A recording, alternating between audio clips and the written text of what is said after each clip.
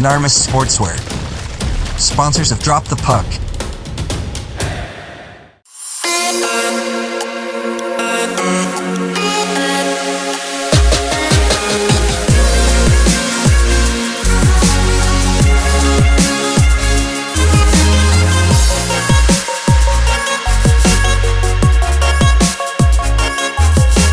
Brakes and Sons sponsor the playoffs on Drop the Puck.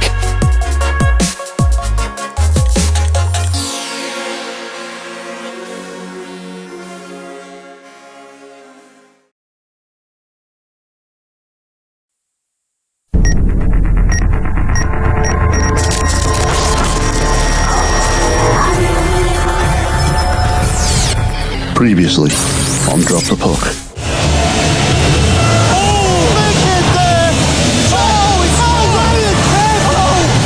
Giving them breathing space, are they? Back door there, shot! Shredded. Nice move to get out of that. Oh, shot in from Howes. Space in front of him, he's got support. Victory with the goal. And Kent takes the shot. Well seen by Croyle. And they're straight back in this. And it's in. Like we've been saying all night, full of energy. We've got handbags. Oh, what a save. Well, you could feel it coming. Oh, the goal. And if you want some sun, let's go. It almost looked like it hit the post and then hit the keeper their way back into the net. He's got to answer to something here. Tries to go around his man. Clear out by Anderson.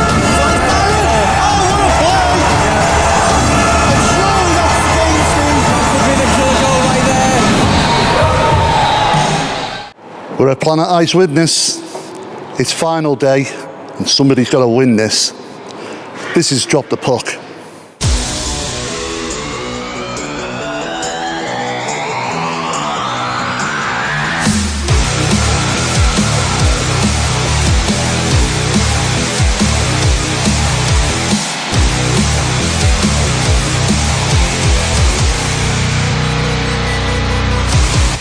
Well, this place, it's quiet at the moment, but I'll tell you what, this place is going to be full of fans, it's going to be electric, it's going to have a final day atmosphere, Ben. Well, it's Widnes, and we know what the Wild Ones are like at the best of times, but to be in the final for the third year running, they're going to be louder than normal. Well, I'm hoping so, because that extra man off the ice always helps, but they're up against a tough team, Hull Jets, and remember last time, we've already said it in previous episodes, the Hull Jets took them to an overtime in the semis last year. It was the Hull that were in lead, and Widnes came back to tie the game, and obviously Widnes went on to win it in the final. But are we going to see that sort of result today? Do you think we're looking at a team that's dominant in the Widnes Wild, that could run away with it because they seem to be just rolling over everybody in their way? Or are we going to see another plucky fight to the death, a close battle? I think what you've got to look at is the form of the two games coming into this. So first and foremost, the Widnes Wild seemed to be coasting for those first two periods against the Bradford Bulldogs, and then suddenly that runaway freight train that's been the Widnes Wild all season stepped onto the ice and ran away 4 goals there in that third period. So they've got some dangerous momentum behind them. Now, they're going against, obviously, the Hull Jets that, quite rightly, last year took them to that semi-final shootout. Still, probably, to this day, my best game to ever have the privilege of covering. But yesterday, the Jets were in a slugfest with the Telford Tigers. A very grinding game. It wore down on the players. It wore down on the netminders. And there was no sort of clear team in control until late on, when, obviously, the Jets went on to win.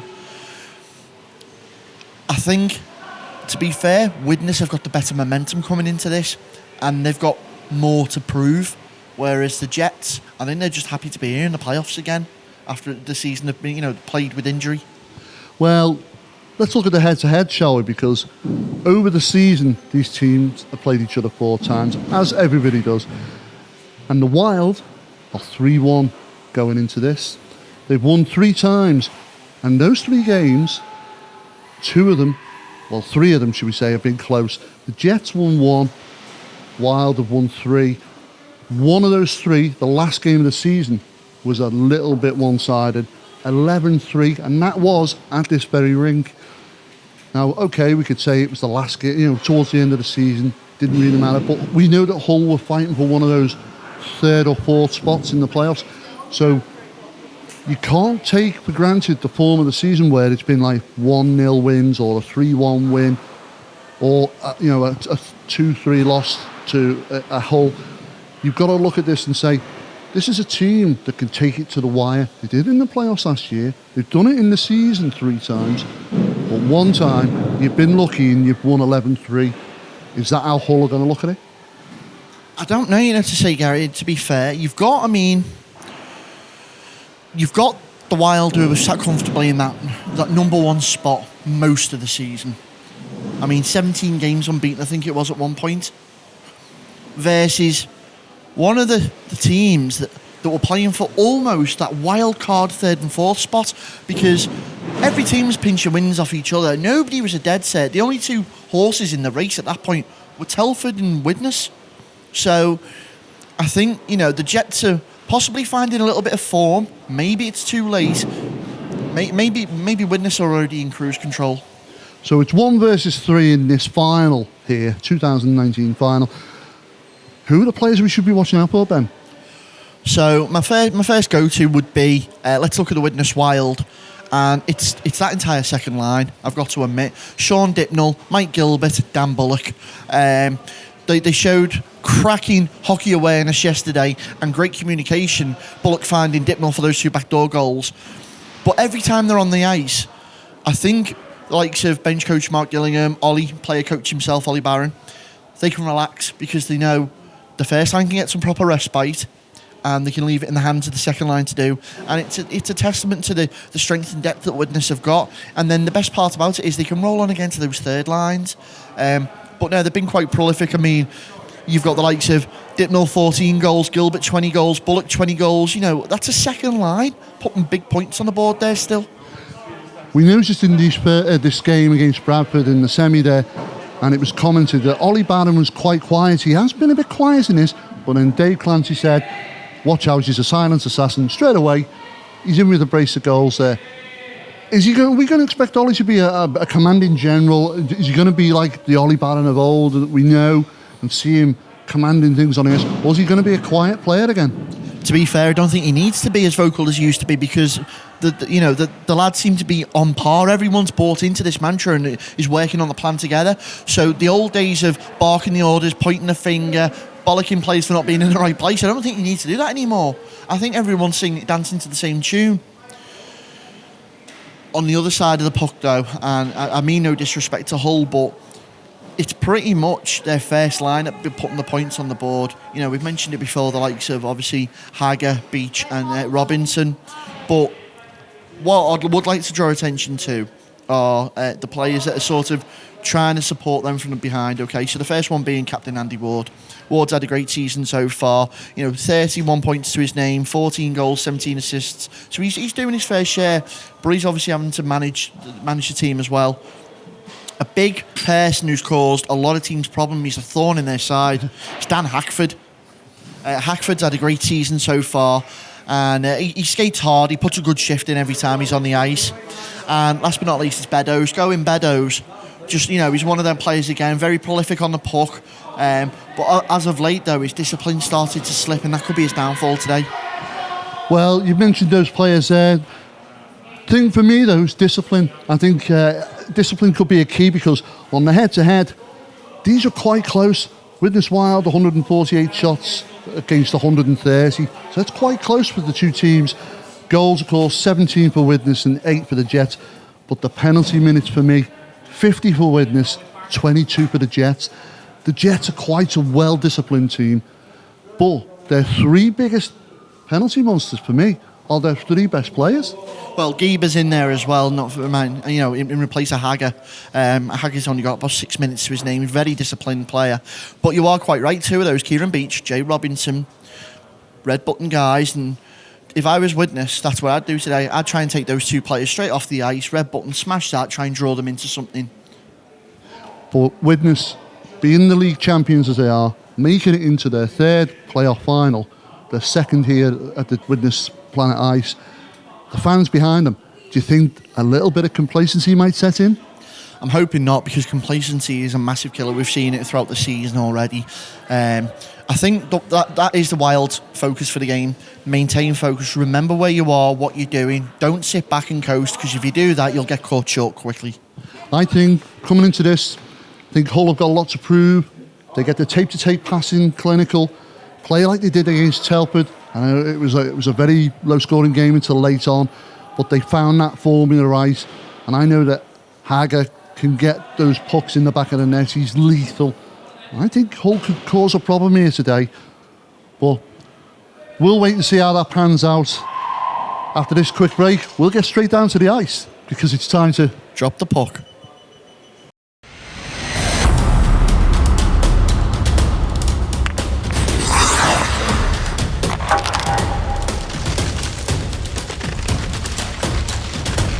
Dunarmus Sportswear, sponsors of Drop the Puck.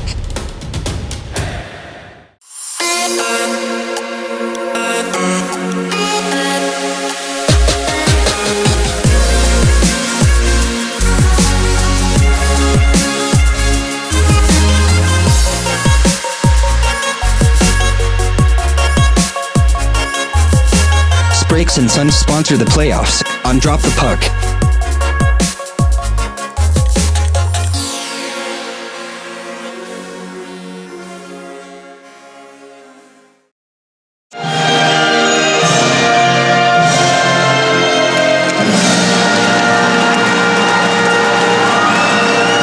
Well, 2 days of hockey has led to this pinnacle point.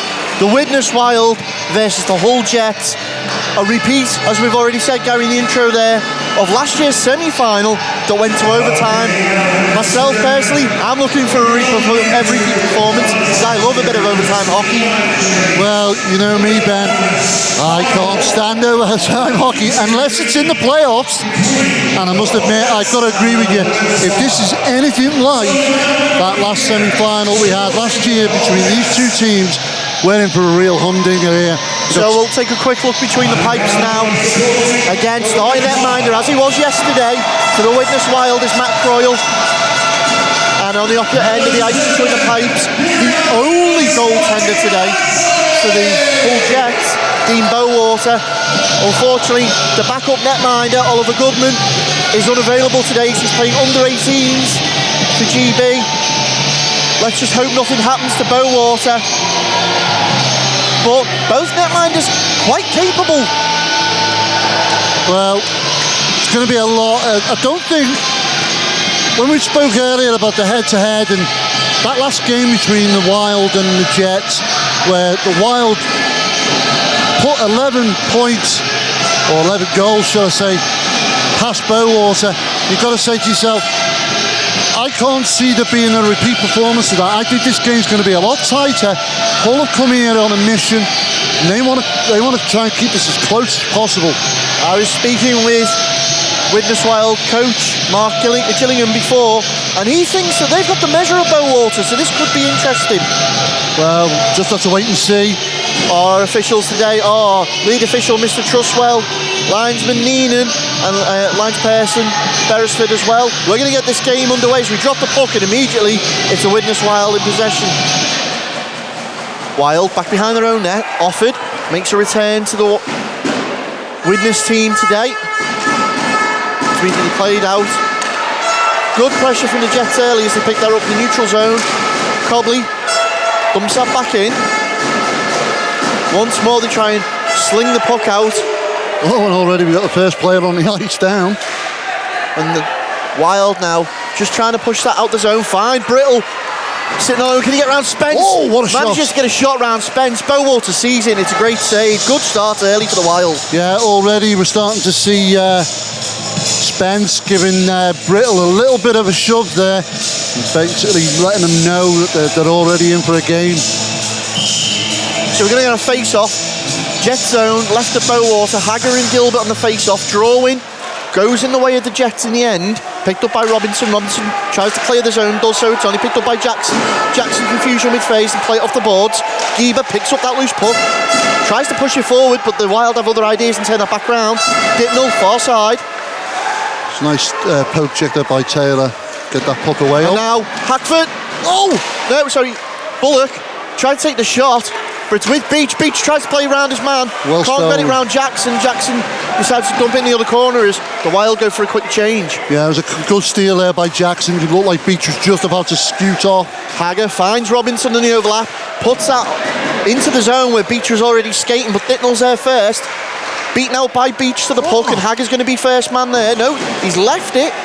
And now Gilbert for the Wild picks that up, plays it off the boards. Oh, it's intercepted there by Mauer. Mauer skating on Bowater. Great effort early, and there's an official's arm up already. We've got a call. It's going to be assessed to a Jets player. It looks like Geber. And immediately, with 18:27 remaining in this first period, the Hull Jets hand the Widnes Wild the first power play. Yeah, Geber added to his penalty minutes already. So soon in this game, they certainly can't afford to be losing players this quick. So, face off, won by the Wild. Offered at the point, plays that puck round into the corner by Brittle as he controls it. Out front of half board, puts it back into the corner. Great formation by both teams here. Jets playing a cracking box formation, but the puck skates through the paint there. Nobody able to get a stick on it. Taylor pressuring Hajek. Good cycling from Widnes with Barron. Decides to go back to the corner, and you can see there's Barron setting himself up in that screen position. Great clearance to the paint and man marking from Taylor. Foreman! Well, Barron just missed a tip in, and Jets fan on the, or don't get a full contact on the puck then. It stayed in. Offered behind the net for Brittle. Brittle feeds that off once more. Hajek decides to try that shot that Kemp pulled yesterday. I think that was a one-off, Ben. I don't think you're going to see another one like that. Bowater fully prepared for that one as it comes down off his shoulder. Once more, the Wild back into rotation. 50 seconds remain on this power play now. Out to Jordan at the point. Decides to put that back into the corner for Hajek behind the net. Plays it around for Brittle. Brittle has Foreman, Cobley to beat. Great shot in. Ward puts his body on the line. Bowater's down, trying to catch a loose change. Scrambling away. It's gone to the corner. Foreman gets his backhand on it. Doesn't clear the zone. Jordan keeps the play alive. Brittle behind the Jets net. Great pressure from Widnes. Shot comes in again. Bowater knocks it down onto the ice, and Jets comfortably get that out the zone. Already, Widnes are putting some pressure on that whole Jets net, and Bowater suffering a little bit of pressure there. Both teams making a crucial quick change there with 7 seconds remaining. We're going to play. Well, back. yesterday, Dave Clancy was in the studio. He was commenting on the fact that he's praising the whole Jets box formation there when they were in a four-man, how well it was disciplined and kept that defense well, and it's done a good job there again. 5 seconds now remain in the power play opportunity as Fay of the Wild skates behind his own net, and we go back to full strength. Geber back on the ice. Bullock decides to dump that in, and Gary, that second line that we spoke about in the introduction as well, is now on the ice. Just as productive as the first. Great shot on net again. Bowater forced to kick it away as Kieran Robinson knocks that forward for Beddoes. Beddoes rings it round. Fothergill. Foster in there now, plays that back, but Jackson's going to comfortably receive that for the Wild. Turns up ice. Little run in the ice there. Gilbert manages to backstick that on off the board, but it's going to be picked up by Simpson. Plenty of time to try and find a pass. Finds a key pass there to Beach. Wild ready for the Hager, puts that back into the mix. Jackson again plays out to Dipnell at the point. Simpson straight over to keep the play alive. Does so. Great 1-2 with Beach. Lose that puck once more into the corner, and so far Jets pinning the Wild in their zone but not being very productive with that puck. No, they're passing it around well, but the Wild are doing enough just to keep them at bay. Geber knocks that puck back down as Wild go for a quick change. Offered, puts it over. Direction coming from Hagger to Taylor, but it's picked up by Brittle. Oh, great stolen. pocket pinch there from Robinson on Brittle, but we're going back the other way. Hadjek, centre ice, trying to find a man forward. Again, crucial play there from Jay Robinson. Shot comes in, Bowalter's down early.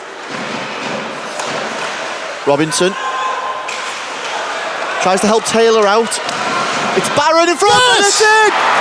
He opens his account! Well, he's always there or thereabouts in that blue paint area.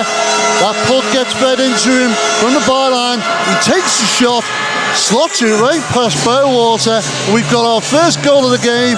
Barron's first on the score sheet. Widnes Wild 1, Hull Jets 0. 14:41 remaining in this first period, and the pressure was mounting, Gary. You could see it was going to give at some point. Well, we get ready to go again. Trustwell drops the puck, and immediately Jets win that, but they're under pressure once more from the Wild. The Wild, a completely different looking team that started the game yesterday against the Bradford Bulldogs. Yeah, it was a bit of a sloppy start, and in their own admittance, they kind of expected that from Bradford, but today's a different matter, it's a different game, and there's a lot at stake. Foreman knocks that forward for Cobley, who just decides to ring it round. Croyle out of his net, tries to control that. And now Foreman once more for the Jets decides to dump that into the corner. Hughes misses it and allows in Hackford. You can't let sloppy play there. And now Foreman at the point winds it up. Soft shot through and it's kicked away. Kept alive though, once more, puts it back through the traffic looking for the redirect. It's come off Mauer. Gone into the corner, Cobley's over there, so's Ward. Hull Jets have got to be there to pick up any scraps, but they're not doing it while they're getting this cleared away easily. There's great board play here by the Wild, just maintaining possession as they do with Brace Girdle. He's able to clear that round for G, but straight there is Foreman. Oh, and he's stolen it again. G and Foreman, board battle. The puck pops out all the way down into the Jet zone, and Bowater's got his arms in the air. What's happening, guys? Being very vocal. Great stretch pass finds Beddoes up the other end. Catches the Wild off guard, but there's nobody in support. Here we go. Back the other way, Gilbert feeds Dicknell. Dicknell at pace, breaks the line. Great body on from Simpson, disrupts the play. Forster's in there. 3 Jets round 1 player. And Newlove breaks with the puck. Tries to find Beddoes. Joel Newlove back in possession. Takes a shot early straight into Croyle's glove. And Jackson and Beddoes. A little bit of handbags. Well, I kind of expect that we're going to get a little bit of that today. This is 2 teams that want this so much. Yeah, yesterday you could imagine they were being cautious in case he did make the final. Didn't want any incidents or injuries. Today there's nothing to lose. No. So we're going to get a face-off. Wild zone. Left, right to Croyle. It's Hagger and Brittle. It's out in front. It's still onside. Geber does a job of keeping it alive. Beach can't keep it on. Forced back all the way though by Barron. Picked up there by Hadjek in pursuit behind. That was nice pursuit by Hadjek then. Great support and team play. Beach forced to turn around and lose all momentum. But Robinson for the Jets now skates it through the neutral zone. Dumps that off for Hagger. Hagger lays the puck on net. Offered. Plays it around trying to clear the zone. Great pressure coming in once more from Beach and Robinson. And they're hard working first line, this Jets first line. Always a good shift out of them. Geber in the corner, ties up with Barron. Brittle comes in, pokes it out. Robinson puts a body on Brittle. 12 minutes 3 now remaining in this first period. Great pressure by the Jets, trying to force that puck loose. And body on there from Taylor and Barron. Once more, it's come out. Hagger's controlled that. And now Hagger looks for Beach. Beach knocks it on. Tries to get round Jordan. Jordan puts his body in the way. Great defensive work. And comfortably takes possession once more for the Wild. Clears his own. Spence picks that up. Forced to dump it back in while all the players were offside. And now captain of the Wild offered. Once more to hit in the back from G. Nothing given by the official there. Kemp finds Cooper. Little bit of a mix-up there allows the Oh, Jets in. no. Out in front, can't control it. Oh, he had a chance Cobley then. puts it back into the danger Oh. zone. Ward, swing and a miss. And cleared away crucially out the zone. Oh. Given space to go is And G. it's offside. But it's an icing call. Well, some exciting action there. Hull starting to put a bit of pressure on that Wild net, and you've got to think to yourself, a goal's got to be coming soon to keep that up. We're getting ourselves face off to the left of Croyle in the Wild zone. Beddoes goes in for that, but it's a great draw win there by Mauer. Wild try and clear it, only just outside the blue. Simpson puts it back in, rings the ball around. Oh, picked up by Beddoes, takes a shot. Gloved away by Croyle. G. That's dumped out of play, and the Jets players are calling for a delay of game. And it looks like it's going to be given. Chris G. Delay of game allows the power play opportunity for the Hull Jets. Well, we saw a couple of those delay of games yesterday, and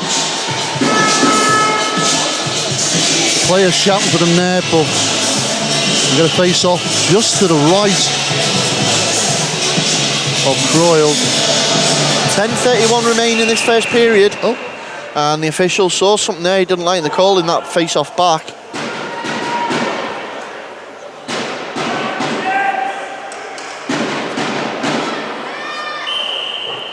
So Beddoes wins the draw. A little bit too much sauce on that, and Foreman's forced to come back. Pursued down by Hadjek. Great forecheck coming again from Brittle and Hadjek. And they can afford to do this because of the pace of both players. Beddoes chasing a dumped puck, but you can hear the frustration coming from the Jets bench. Well, we're almost halfway through this first period, Ben. One goal. We knew it was going to be tight, but it's getting at a high pace. It's good tempo. Both teams well up for this. Face off down the other end. Right hand side of Bowater again. Beddoes and and Gilbert in for the face off. Jets draw in. Finds Robinson at the point. Cleverly decides to go back and use Geber, but no, looking to go forward once more. Robinson plays out to Foreman. And somebody turned the speed down on it. Everybody's going slow. Taking the Jets time. trying to set up good rotation. Oh! Hagan puts the puck in. Croyle gets his stick on that and just knocks it away. But Robinson once more playing the back man. The pace has just gone off a little bit now. You can see as Beach tried to redirect out in front, and Dipnell just does well to clear that away. Straight onto the stick of Bowater, puts it straight back in. Tries to catch him short. Beach leaves it for Hager. Hager looking for the back door on Hackford. Once more Geber to Hackford. Beach plays it to Hager, quick shot. Croyle's down, sees it out. It's chewing the clock up and costing them time though, the Jets. 30 seconds now remain on this power play. Shot back in once more. Putting that in the paint area, looking for someone to get a stick on it, and nobody can. Geber can't keep it alive. Brittle comes flying out to try and jump on the puck. Oh, opportunity. Hackford keeps the puck in the Wild zone. Great turn. Cobley into the corner. Into the final 5 seconds of this opportunity. Trapdoor opens, G returns, back to full strength. As the puck comes flying in. Well, chance and opportunity gone for Hull there. Cobley turns up ice, decides to dump that puck in there. 4 away with Ward, Hackford can't get a stick on it.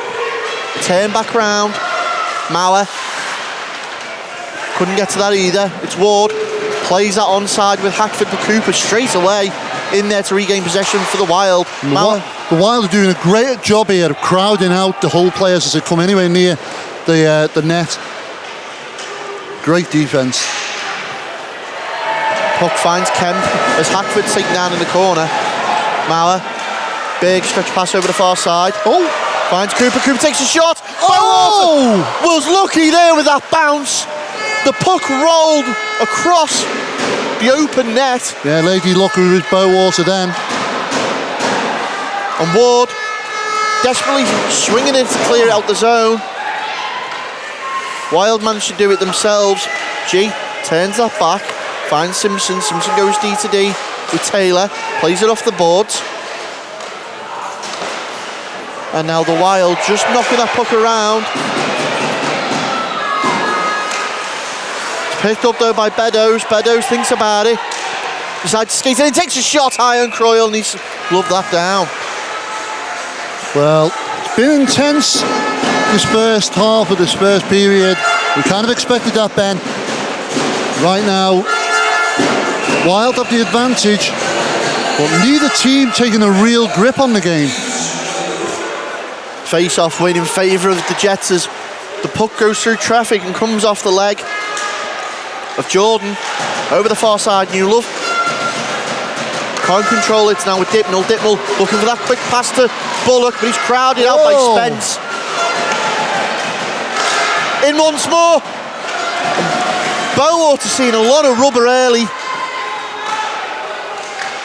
Well defended. Newlove. Open ice in front of him, gets his head up, decides to dump that into the corner. Chased in by Forster. Jordan's there first though. Plays it out once more. Big stretch pass for Brittle. Brittle picks it up on the move. Cuts inside. Lays off for Hajek. Oh! Shot goes into bodies. Barron with the looking for the spoils. Bowater's down. They're poking away. Brittle exchanging words there with Foreman. Unfortunately, Barron was creating a double wall along with Bowater to stop his own men from shooting into the net. But a bit of excitement as the Wild start putting a bit more pressure on Bowater. So we're going to get ourselves a face-off in the Jet zone. Right side of Bowater. Brittle and Hagger in for the draw. Goes in the Wild favour. Robinson and Hagger fighting away with Jackson there to clear the puck, and they finally do so, but now we see it with Fay. Fay finds Brittle. Held up at the point there by Gieber. Knocks it forward for Hajek though. Hajek looking for that slot shot. And the Wild so clinical with their passing in the offensive zone. But Hagger's been able to interject himself in there and turn that back around for the Jets. 5.5 minutes remaining in this first period. Cleared away well. And Croyle not really pressured that much. Not really, no. It's been a couple of loose pucks floating around in front of his goal, but Jets have not capitalised on them. Hagger knocks that away for Gieber. Gieber, forecheck coming in from G. Cooper and Hagger. And that skill of Hagger's managed to find Beach. It's 2-on-2. Beach and Robinson. Cooper's back though. Oh! Great effort. Took his time there. Hagger once more. Kemp just puts the body on Hackford. Oh, sorry, Beach. Do apologise. Hughes. Yeah, Beach and Hughes. Oh, and he's got a bet of him there. Beach still trying to drag that puck into space, get it on the end of his stick. And he's just immediately crowded out there. G and Kemp, not a sandwich I'd want to be in the middle of. Yeah, Robertson just giving Kemp a shove. And now Lee Kemp comfortably picks that puck up. Just controls it as they're looking to chew this clock up in the first period. G, stretch pass, finds Dipnell coming off the bench. Who's forced to dump the puck in. No support. And again, looking for that quick breakout pass. Oh, he's giving it away. Cobley. Oh, great effort from Cobley, but comfortable save in the end for Croyle. He's lucky he got away with that there. Hackford puts the puck straight back through the slot once more. Runs everyone. It's Gilbert. First man there for the Wild. Up. Jets do enough to clear that out. Go back the other way. Hackford. Can't get round Jordan. And now Ross Jordan forced to use offered once more. Intercepted by Cobley. Foreman looks for the quick puck and they've managed to find Cobley in. Takes it round the back looking for support. Leaves it along the boards for Beddoes.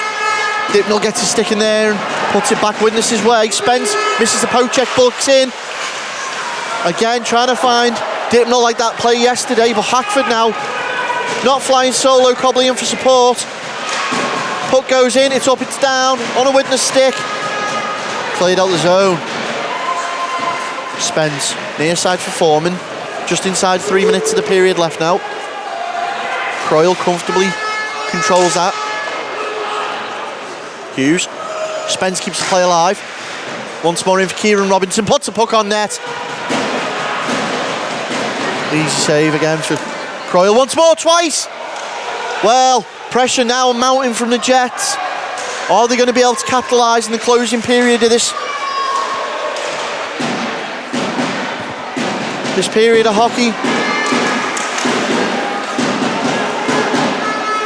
And the puck goes to Bracegirdle. Forster and Jeet high up in the centre ice there. And Hughes tries to clear it. Robinson body in the way. Beddoes chooses to knock that round, and it's with Bracegirdle behind his own net. Cooper. Haggard picks that puck up, takes a shot. Forces Croyle to work, and he's just going to glove that second one and freeze play. We're inside 2 minutes. Well, Hull Jets are starting to ask a few questions now, but the Wild holding firm, not letting them in. The door still remains shut towards the Jets. Only a minute, 57 seconds left in this period. Face off, left hand side of Croyle is Brittle and Hagger. Crucial draw in there for Brittle. Hadjek knocks that forward for Brittle. Barron's on his support. There he is. A famous trio. Tries to play that out in front of his bench. Ends up putting that back in. Barron knocks it on. Taylor's going to be first man there. Brittle puts his body on, forces the rebound, and that's up and out of play from Hadjek. 1 minute 33 remaining in this first period. Still, the YKK Widnes Wild 1, Hull Jets 0. Yeah, it's intense and it's remaining high pace now, but we wonder if they can keep this up all game. Drawing comfortably there for Brittle, finds Offord as Wild established himself in the Jet zone. Try and set up. Barron goes down. Hadjek and Taylor still chipping away. Barron's getting a few slaps with the stick there. Taylor, Hadjek into the corner. Barron's now in there. Beach is waiting there. Offord's waiting there. Ruck together on the boards. Two men down, and we're going to get a whistle there. Puck's vanished out of sight of the officials. And slowly Barron just getting off. It's Gieber. Is it Gieber, 16? Yeah, Boris Gieber, the import for the Jets. Yeah. Gieber, Slovakian national. All 172 pounds on him, sprawled on the deck. Covering the puck. Doing well. As now Dipnell. Dipnell returns a favour to Bullock from yesterday. Well, straight away Dipnell sails that shot high and across towards Bullock, and he slams it home. Bowater left stranded, and the Wild at this late stage in the first period take a 2-0 lead in this final. It's Wild 2, Jets 0. Well, Bowater left high and dry with that pass. Backdoor wide open for Bullock to finish it. We're inside the final minute now of this period. Once more, Hackford, now he's got the taste of blood. Oh no! Well, Gilbert there and Simpson. Handbags as they ran the netminder. They've got to be careful, Jets, because Bowater is their only netminder today. He can't afford to take any injuries. Yeah, well, I'm sure somebody else will step between the pipes, but they're not going to be any good as Bowater, and they need him in there.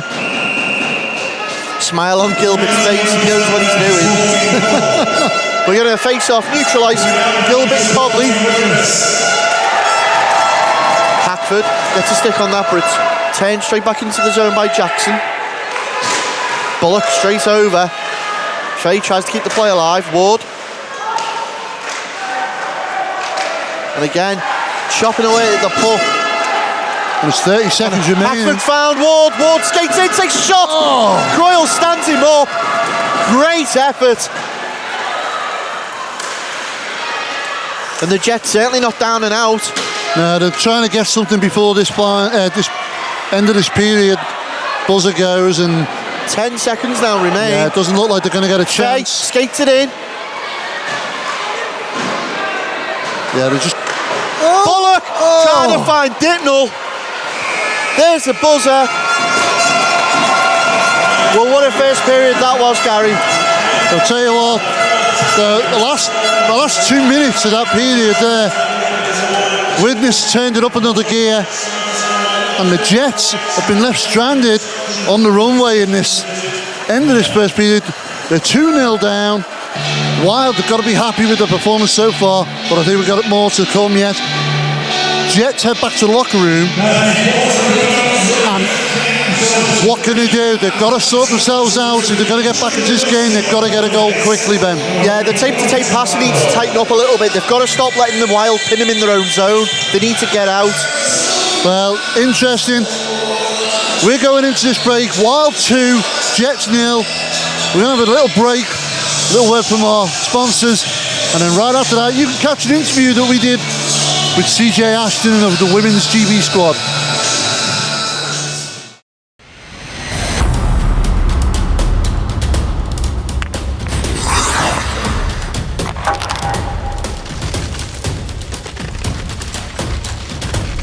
Dunarmus Sportswear. Sponsors of Drop the Puck.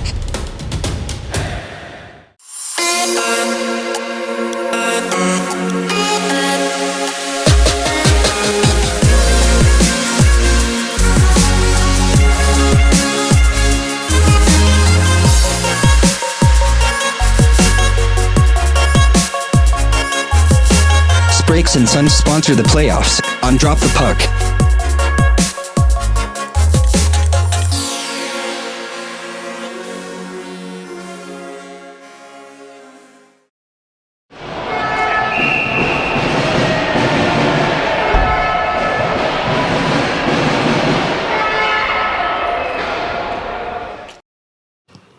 I'm joined by Women's Great Britain player CJ Ashton, who's joined us here on this lovely weekend at Widnes for the playoff weekend. But I've been dying to ask you, silver medal. Yeah, it was a great tournament. There was a lot of young players this year, which I think is always good. It's good to have young blood stepping up into the team. We were going for gold, but silver's the next best thing. And I think we played our hearts out for it. So yeah, it's good. So there was only 1 point in it, of course. GB finished second, Yes. Slovenia finished first, and they were the only team to beat you in the tournament. Yes, they were. Credit to them. They had a really good tournament. I think Spain were really lucky at taking 2 points off them in their first game.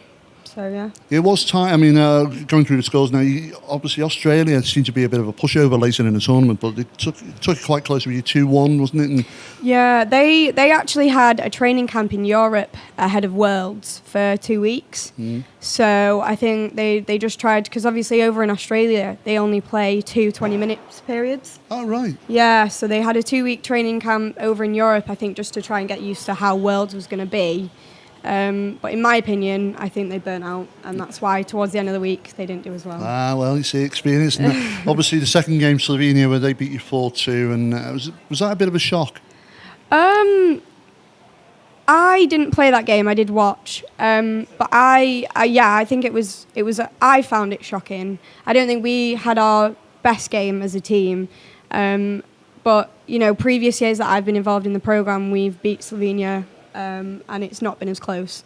So I think Slovenia probably did something back in their hometown. And Yeah, so tried to obviously some develop the development's players. gone on Yeah, there. yeah. Obviously, that overtime game against Mexico, that was a real nail-biter there. Yeah, it was. Everyone was splitting feathers, but when Verity scored, everyone was over the moon. And I must admit, I was watching it at home, and I thought, is this going to go all the way? And as soon as that goal went in, even I was jumping off my couch. Yeah. It was a great result. Yeah. Of course, the big one, beating Spain 4-1. Yes. You've got an Yeah. assist in that one as well. Yes, I did off a face-off. Yeah, that was the game that we really needed to win. Especially, that was a game that was big for us and it was big for Spain, because if they'd have won, they potentially would have got gold. And you rounded it off with a 2-1 win over North Korea. Silver medal doesn't get you promotion though, does it? No, it doesn't. It is a shame, but everyone was really happy with how the tournament went, and as far as I know, all the girls were really pleased with the silver we got. So what is next for GB Women's then? Well, we had quite a lot of involvement with sponsors this year, which was great. You know, the clothing was sponsored by Marbury Sports, and Lucas got involved with the programme, which again, it was fantastic. So I think going on for future years, we're just hoping to step up on that, and you know, hopefully more people get involved with the programme, and we'll just further our development. So more about you though, CJ. How long have you been playing? I've been playing probably since I was around 4. How did you get into it though? So my brothers played at the old Altrincham ice rink, and when I came along, I just wanted to be like them. So they taught me how to skate. My mum wasn't too pleased. She wanted me to be a figure skater, but I wanted to play hockey. Well, it's ice hockey's a sport for boys and girls. That's the main thing, Yeah, isn't it? Definitely. So, of course, GB, how did you get selected for that? How does a player get selected? So I started playing women's hockey at under 16s level, which I think is crucial for any girl that's eligible to play it. I definitely would get involved if you could. And then I went on to play North of England. I got on to be selected for the England team. And then in my last year of under 16s England, some of the England coaches put some girls forward for the GB under 18s. And I was selected as part of the squad that year. Unfortunately, only made it as a reserve, but then that kind of just got my foot in the door for the future. I played 2 years at under 18s level, and I trialled for the seniors just as I might as well. Haven't got anything to lose. At the time, they were having open trials. And I got selected. That was back in 2016. Is it quite competitive? I think it really is when you get to senior level, just because you've got you know, some really good top under 18 players there's no reason why they can't be included in the team. You know, some of the under 18s played really well this season. And then you've got some of the older players that are more experienced, and yeah, I found it really competitive to get into, and I know I fight for my place each year. So you're currently playing for? Kingston Diamonds and Blackburn Hawks too. So of course, we've seen you at Blackburn Hawks Yes. too on Drop the Puck as well. And Sam Bolwell, who was hoping to be with us today, unfortunately she couldn't make it. It's the mechanical side of cars, I'm afraid. Yeah. Flat tyres are a bitch, but that's the way it goes. Well, thanks for joining us today, CJ. Hope you enjoy watching this final. It's going to be a great game, and hopefully we'll catch you soon. Yeah, thank you. Thanks. So Ben, going back on the head-to-head with these 3 games in the season, very close, except for that very last game, as you said on the intro, 11-3 the last time these two played, in favour of the Wild, and that was, of course, here at Widnes. I can't see it being much like that today.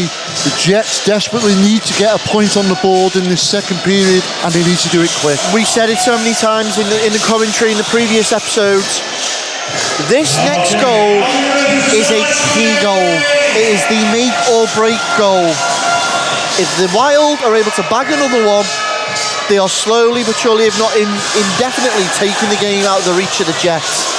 Saying that though, if it's a quick goal from the Wild, there's still pretty much 40 minutes of hockey to play. Whereas if the Jets peg one back, it makes things a bit more interesting. Well, the Wild don't how can I put this? The Wild don't appear to me to be a team that like to close down a game and slow it down. Well, the puck drops in the second period underway, and immediately Ward, fans on the puck, manages to finally dump it into the zone there, Offord. Ties it up in the corner. Jets play that out now, Ward puts it back in the paint area. It's kicked out, Offord. Clears that away, Barron skating down that Bowater.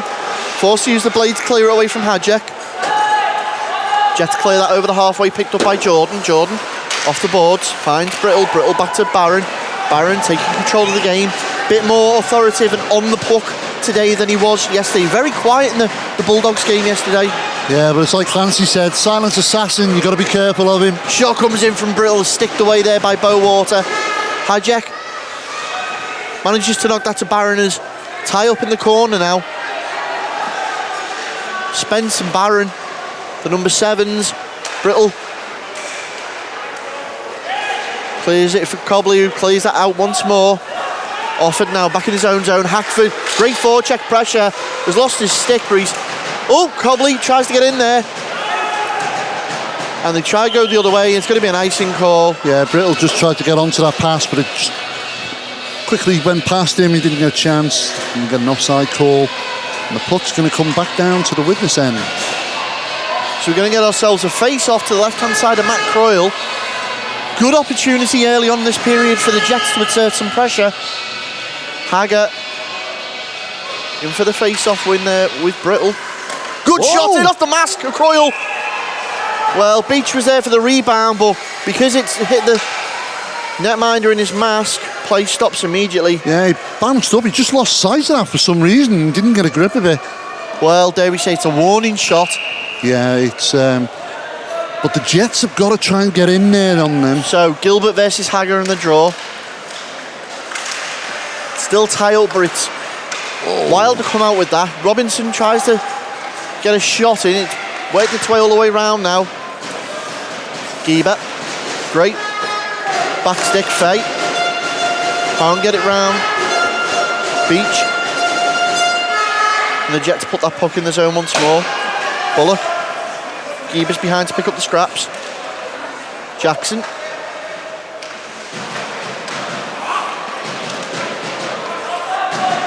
And now Taylor of the Jets goes D2D with Giebert. Beach, quick pass to Robinson, trying to break the zone early, back with Beach. Tries to establish himself, but it's a crucial poke check there by Fay. It's allowed. Wild back in as Jackson knocks her forward. Chase down there, Giebert and Bullock, but it's going to be an icing call. And the Jets, a bit more pressure early on than we saw in the first period.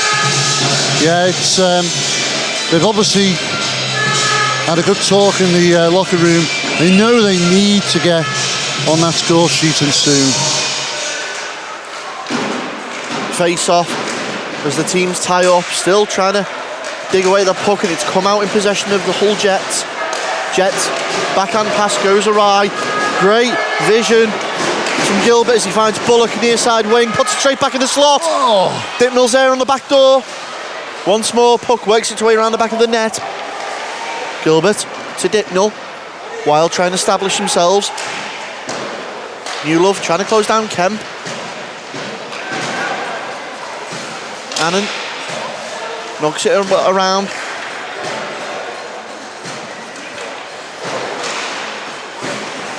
And the Wild doing well to pin the Jets in the zone, but now we've got control. Oh, loose puck, scooped up there. Keeps the play alive for the Wild with Mauer. Mauer looking for the pass out front. Great cut out by Simpson. Yeah, put your body on the line there. Again, Newlove trying to get around G. Great hold-up play allows teammate in. Shot comes in. Again, knocked down by Bowater. Newlove ties up with Cooper. Mauer, head up. Decides to go back round the net. It's going to be picked up here by Newlove. Newlove head up. Knocks away for Beddoes. Beddoes. Back once more. Forster. Body on here from Mauer.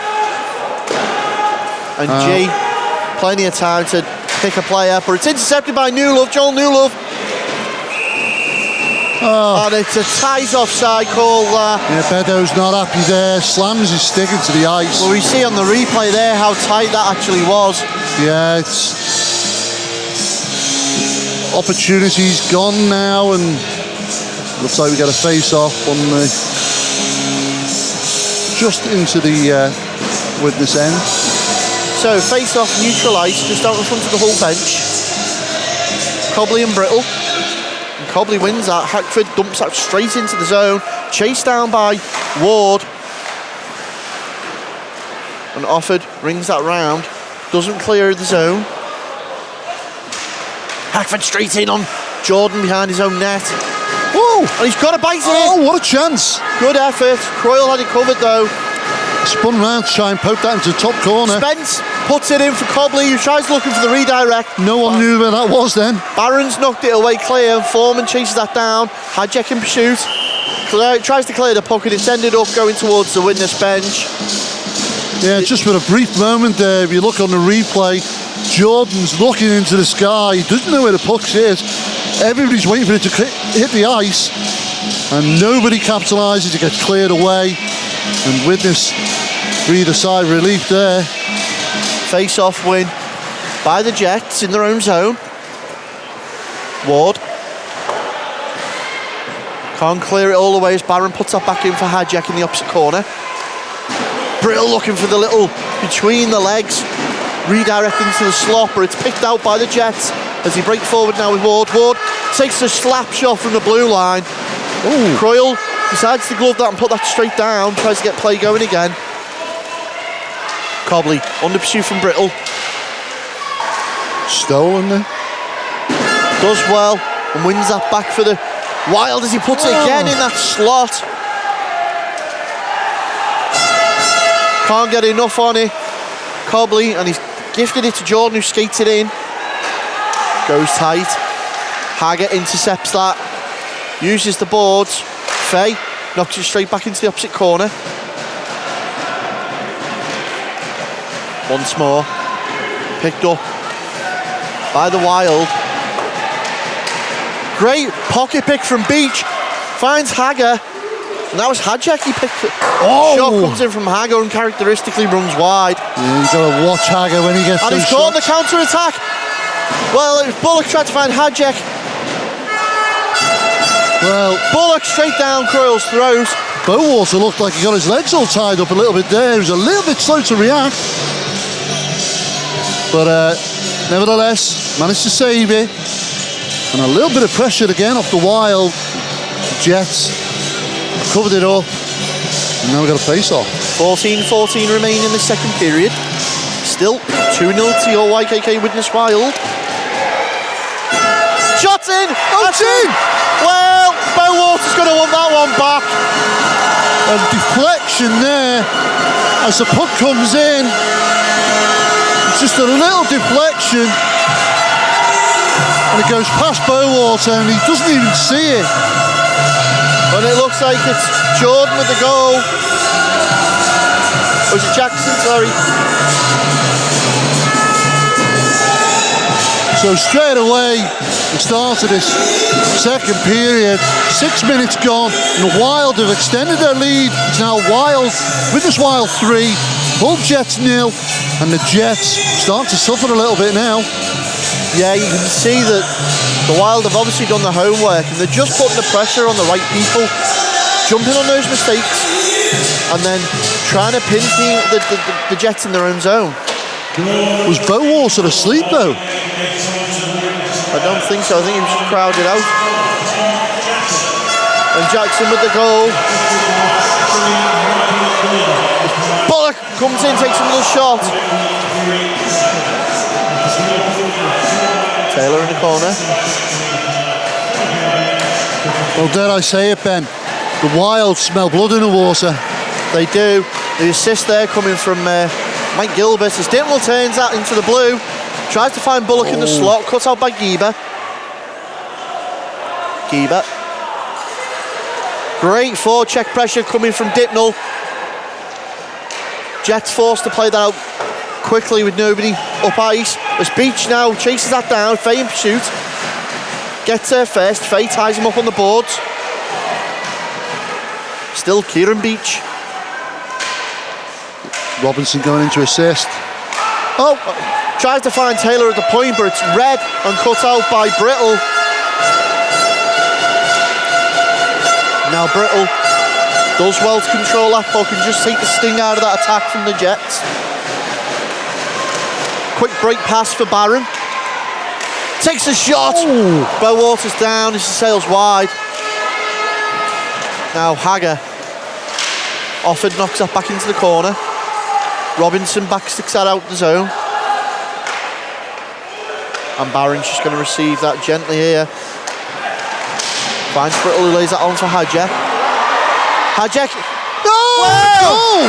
Jakub Hajek dangled dirty there and hangs Bowater out to dry. Yeah, he gets the puck right in front of goal. Little wave of the wand and slots it right past Bowater. Extends the lead here for the Wild. It's now Widnes Wild 4, Hull Jets 0. And you've got to say to yourself, Ben, Hull have got to be worried now.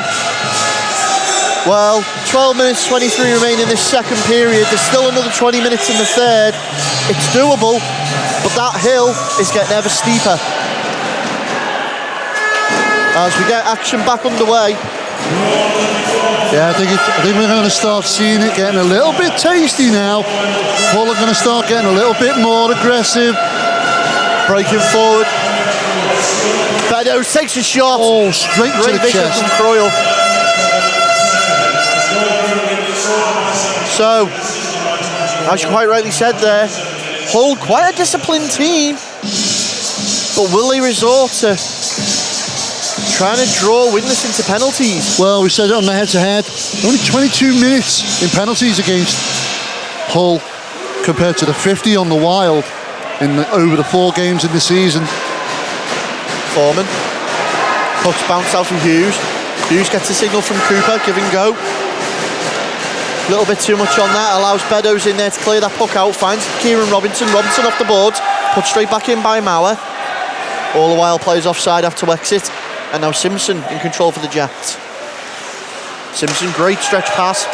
Finds Kieran Robinson far side. Oh, deflected off. Crucial little knockdown there from Bracegirdle. Just takes all the momentum out of that. And now the Wild go back the other way with Mauer. Oh, he's missed it. Picked up by Cooper. Cooper's got space in front of him. Goes round. Simpson takes a shot. Oh, well saved. Tried to 5-hole Bowater, but he read it well. And now the Wild once again establishing themselves in the Jet zone. Oh! Mauer with the little backhand. He gets a nudge for his effort as well. And now Cobley skates it through. Quick line change coming for the Jets.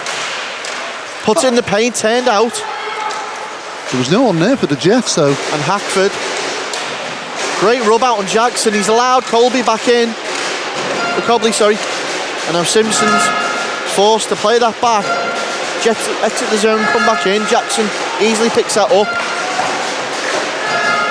Allows himself time to clear that round to G. G now, head up, looking for the stretch pass. Hackford does well to knock that down for Ward. Ward decides to play that in. Fay plays it straight back out. And Simpson uses Spence off the boards. Into the corner, still Jets in possession. Shot comes in from Ward. Doesn't trouble Croyle too much. And Wild play the puck away as we approach the halfway mark in this game. Quick pass, trying to find Beach as the high man. Fay reads it well. Lays it off for Gilbert. Gilbert can't get it past Geber at the point, so takes a shot, redirects off Bullock's ankle. Robinson thinks about it, takes a shot. Oh, Nice wrist shot, but it sails high. Once again, Bullock this time uses the board to get around Geber. Robinson. and this is the kind of pressure that the Jets started the game with, and they backed off a little bit, and they need to keep that tempo up if they've got any chance of getting back into this. Robinson plays to Beach on the wing, intercepted by Gilbert, but Haggard maintains possession. Oh. Takes a shot, it's come off. Jackson, it's in the paint area, too many yellow shirts around there. And Wild comfortably picked that up and take it back the other way.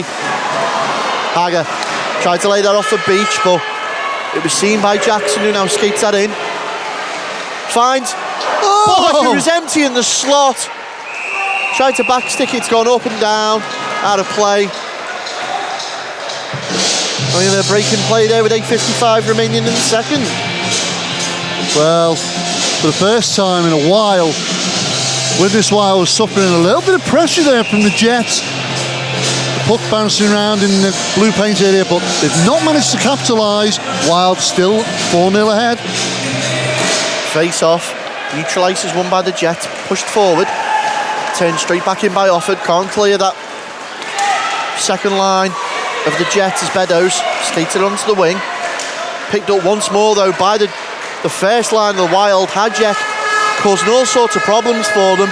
Newlove ran into the boards there by Brittle for his efforts. And once again, the speed and technical ability of that Widnes first line really starting to cause the Jets problems now. Well, it's got him a title this season, so quite justly as well. As they play that puck forward, Newlove not ready for that, and it's easily picked off there by Offord. Offord plays that puck forward for Gilbert. Gilbert knocks it on, looking for the knock on for Bullock, but Jets pick that back up, turn it around once more. Newlove, forecheck on Jordan. Hackford can't get his body in the way, and it's allowed to run for Gilbert. Gilbert picks it up, skates into the corner, looks for the high slot. Oh! Jets intercept and turn back the other way. Ward can't reel it in. As Faye knocks it on. Oh dear. Cobley's gone down there, right in front of the official, and Bullock's already skating the box. Yeah, I think he knows what he did there, but happened so quickly. Looked like Cobley's taking a knock to the face as he seems to be checking his mouth. He's up, which is good to see. Yeah, and the crowd clapping him off the ice. He's all right, he'll live to fight another day. It looked like it's a high stick call. So face-off. Jets on the power play. Hager just about keeps it alive. Dipnell tries to clear it out, but Robinson's straight in there, and as is Beach. Wild won't mind this, chewing the clock up as it's tied up on the boards. Jets now forced to dump it in the opposite direction. Faye clears out right the way down. Bowater out of his net. Finds Hager. Hager to Beach. Beach skates it in. Comes to behind the net.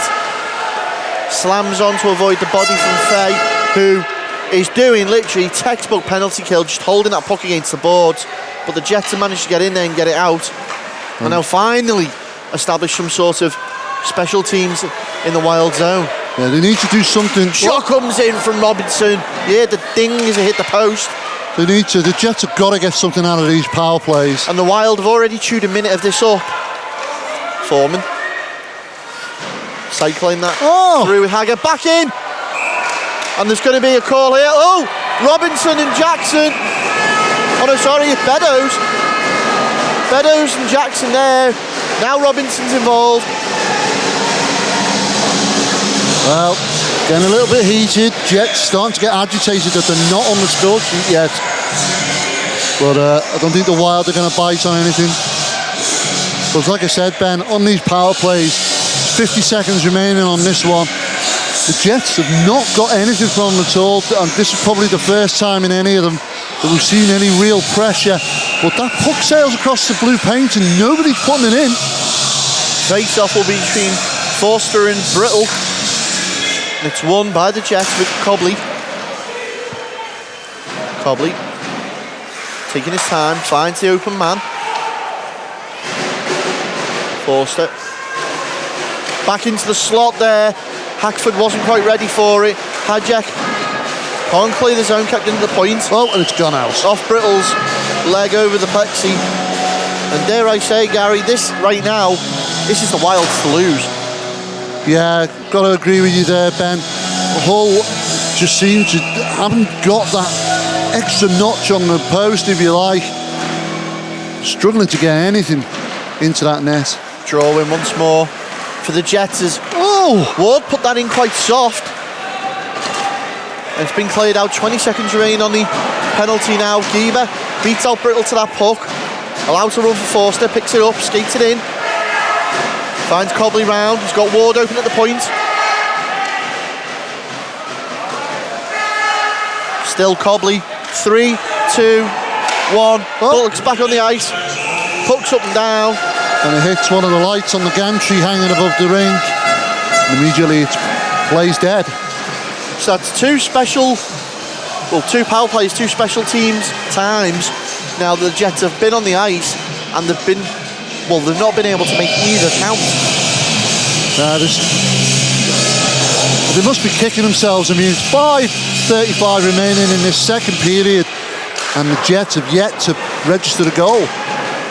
Puck cleared down, neutralised to Gilbert tries to find Bullock, backdoor. It'd have only taken a tap. Once more Gilbert. Cut out by Robinson. And now skated forward. Beach. Loses that off the boards. Hager. Back and forth. And that's going to be an offside call. As Hager just knocked that on. With 5 minutes remain in this second period. Well, Wild have got to be happy with their performance so far.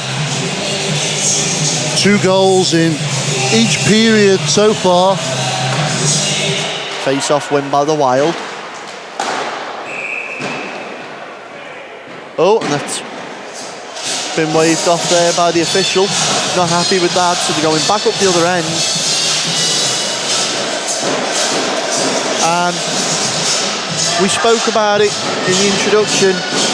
The 2 previous games actually did follow the script. Now going on the head-to-head again, is this going to do the same?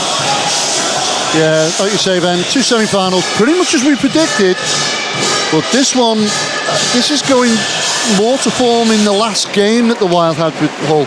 They've got the measure of them now. They know what to do. It's whether or not Hull can break that jinx and get something on the board. Well, Beddoes has got himself in there now. All alone though, as Wild regain possession.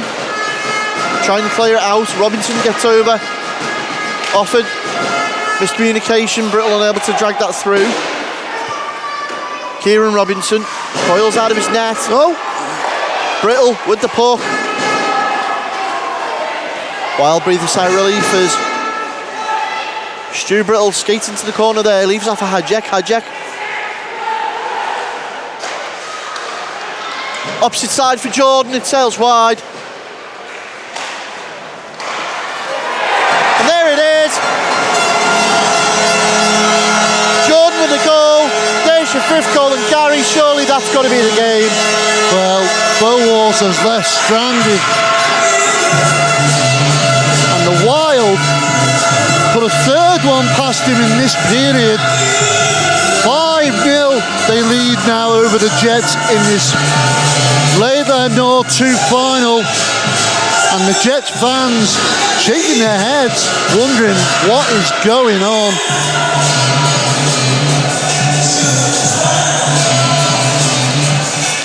Face-off gets us back underway. Immediately in possession is G.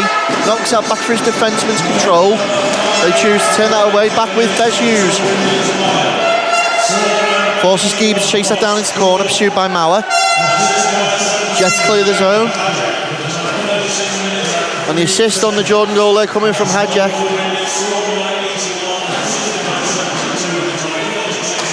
Offered. Clears that around. Jets cleared out the Wild zone once more. 3:25 now remaining in the second period. Cooper allows the Jets in. Oh! It's in! And there you go. A little awkward bounce there, right in front of Croyle. And Hackford taps it in past Croyle. Gets the Jets on the board for the first time in this final. It's now with 3 minutes 14 seconds remaining in the second. With this Wild 5, Hull Jets 1. Well, if you're going to start a comeback, Gary, you might as well start it now. 3:14 remaining in the period. You've still got another 20 minutes of hockey, but now you've only got to find 4 goals. Oh, it's doable, Ben. It is doable. Geber tries to play that forward for Beach. Haggard drives that through. Jackson skates it in, puts it in the paint. Oh! Beach is unable to turn that in, and immediately back the other way come the Wild with Bullock. Hager forces himself, and there's 2 Wild players brought down there by 1 Jets player. Geber's over there with Gilbert. Hager's over there. Dittnell turns it back in. Robinson back sticks that away to Jackson in the opposite corner. Beach is going to chase him down. Body on from Beach. And he's certainly finishing his checks now. As Dittnell coughs that puck up to Robinson neutral ice, who chooses to dump it into right on net for Croyle just to catch and put down. But here they go again, trying to cause the mistakes from the Wild. Hager, Beach, find Robinson, he fans. Well, you can see now the Jets have got a different playbook and it's working. Yeah, they seem to have found a little chink in the armour somewhere. Geber puts the puck on net, forced around behind, still Geber, can't get it out in front. Robinson skates it in, picked up by Beddoes at the point, takes a shot. Oh, and it's got Knocked away stuck. from Croyle, it's still out in front. Oh, and it's little scraps like that. The loose change that they need to finds pick up. Bullock, winds up on the shot, and Geber, well, Geber feels like Bullock give him a bit of stick in the back there. Puck stops dead for a minute, and now Jets regained pressure. Geber, under pressure from Barron, forced to ring it round, picked up by Beddoes, looking for the open man. Forced away there by Hadjak. Just allows the Wild back in. As they try and clear that out with Jordan. Simpson chases that down, but there's Hadjak. Near side, takes a shot. Oh, well covered up. Bowater saw that with plenty of space. Well, I can catch my breath. nice to see a little bit of pressure from the Jets for once. They seem to be on the back foot for a little while. But But it does seem like the physicality, Gary's just stepped up a little bit. I mean, for example, Kieran Beach made sure he'd driven Jordan, Jackson and Dittnell all into the boards there. yeah, it has turned up a notch, and you know I like that. Now, Brace Girdle tries to put it in, but there's an offside call on the other side there as it comes off the official. So we're going to get ourselves a face off. Neenan and Cobley. Mauer, sorry. Neenan puts the puck down. It's knocked away, and Brace Girdle's going to chase that back down. Pursued by Ward. Ward managed to find Hackford. He's sandwiched between 2 Wild players. Loose puck, and there goes Cooper. Skates it in. Well. Oh, here we go. We're going to get handbags. Well, 46 seconds remaining in the period. and Cooper skated that in, put it low, forced Bowater to cough up the loose change, and the amount of Wild players that jumped on that. yeah, G was in there, Mauer was in there, and they're just trying their best to get something to happen. But And it looks like Spence's going in the box for all of that. Spence is like, for what? What have I done? So in the dying seconds of this second period, the Wild gifted a power play. 46 seconds remain, which means they'll more than likely start the third and final period on that advantage.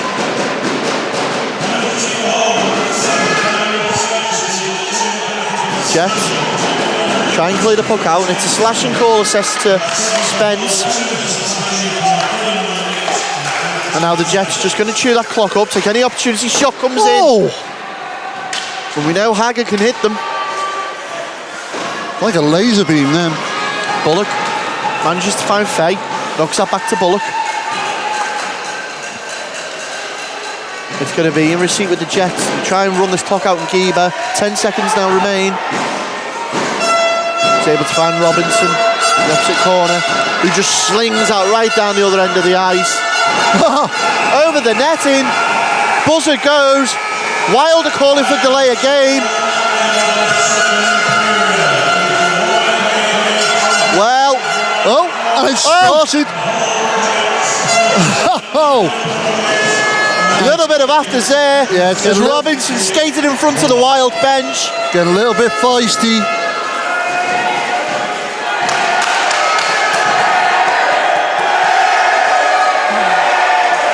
And he's been escorted to the locker room there. Big smile on his face. And you can see the conversations amongst the lads starting now. Referees As often telling them to go to the locker rooms. The period's ended, clock's at 0, and you can see Ward and Offord and Kemple discussing there, and there'll be words had now in the locker room, you can imagine. But Gary, it's currently Widnes Wild 5, Hull Jets 1.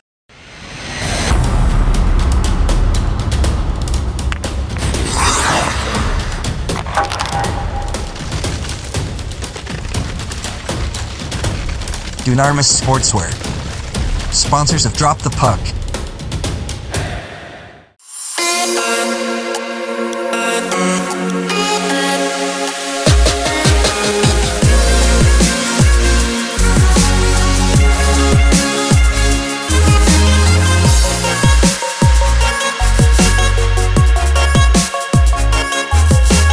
Brakes and Sons sponsor the playoffs on Drop the Puck.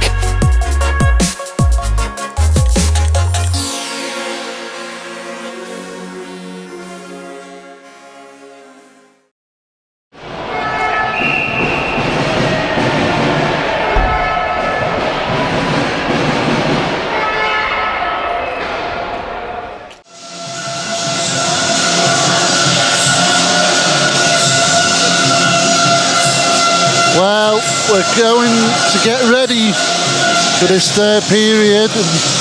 And Ben, it was nice to see the fans enjoying Puck of the Penguin scooting round in his little buggy there. I must say, I do like that machine, Gary. I like that much. You know, you'd be forgiven if you were watching an episode of the Grand Tour or Top Gear or something like that, but that Penguin's got some money, I must say. Well, Gary, one thing I will say is right at the end of that second period, a penalty was assessed to Jay Robinson of the Hull Jets.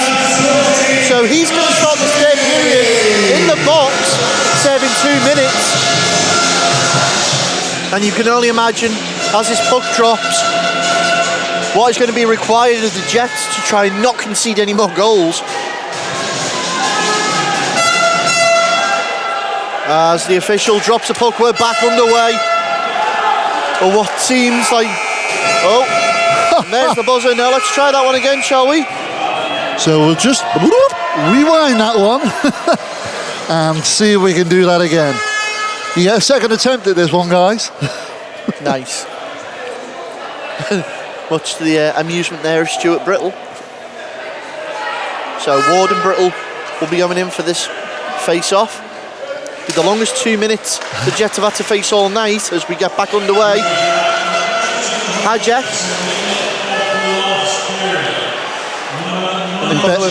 Ben, do I dare say, do you think the Wild are going to sit back and protect this 4-point lead? I very much do, Gary. I think the Jets are going to try everything they can. As like that, Ward's only able to clear the zone, forcing the Wild out. But I think they're going to do everything they can to disrupt the Wild sitting back.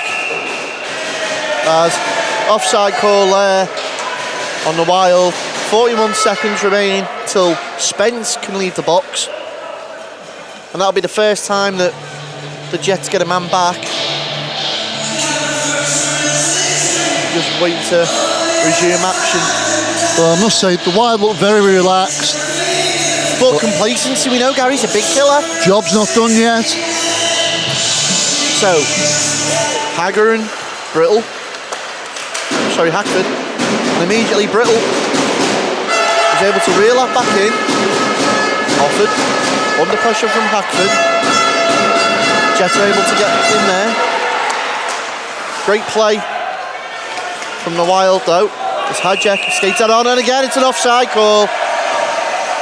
Well, they're doing themselves no favours, as we've got 19 seconds showing on the clock remaining on that Spence penalty. And now we're going to have a face-off between Dipnell and Hackford. Because it just seems like Danny Bullock's having a word with the official there. So, Beresford resumes action. It's a key face-off win for Hackford as he dumps the puck down onto Croyle's net. Fay finds Gilbert. Plenty of space on the ice for this Wild team to move around. Jackson Oh. leaves the puck behind. Jets get back in with Hager. Yeah, Bowards are calling Big for the... drive right down the other end. And there's Spence back on. Whoop. So it's 5-on-4 power play for the next 40 seconds for the Wild.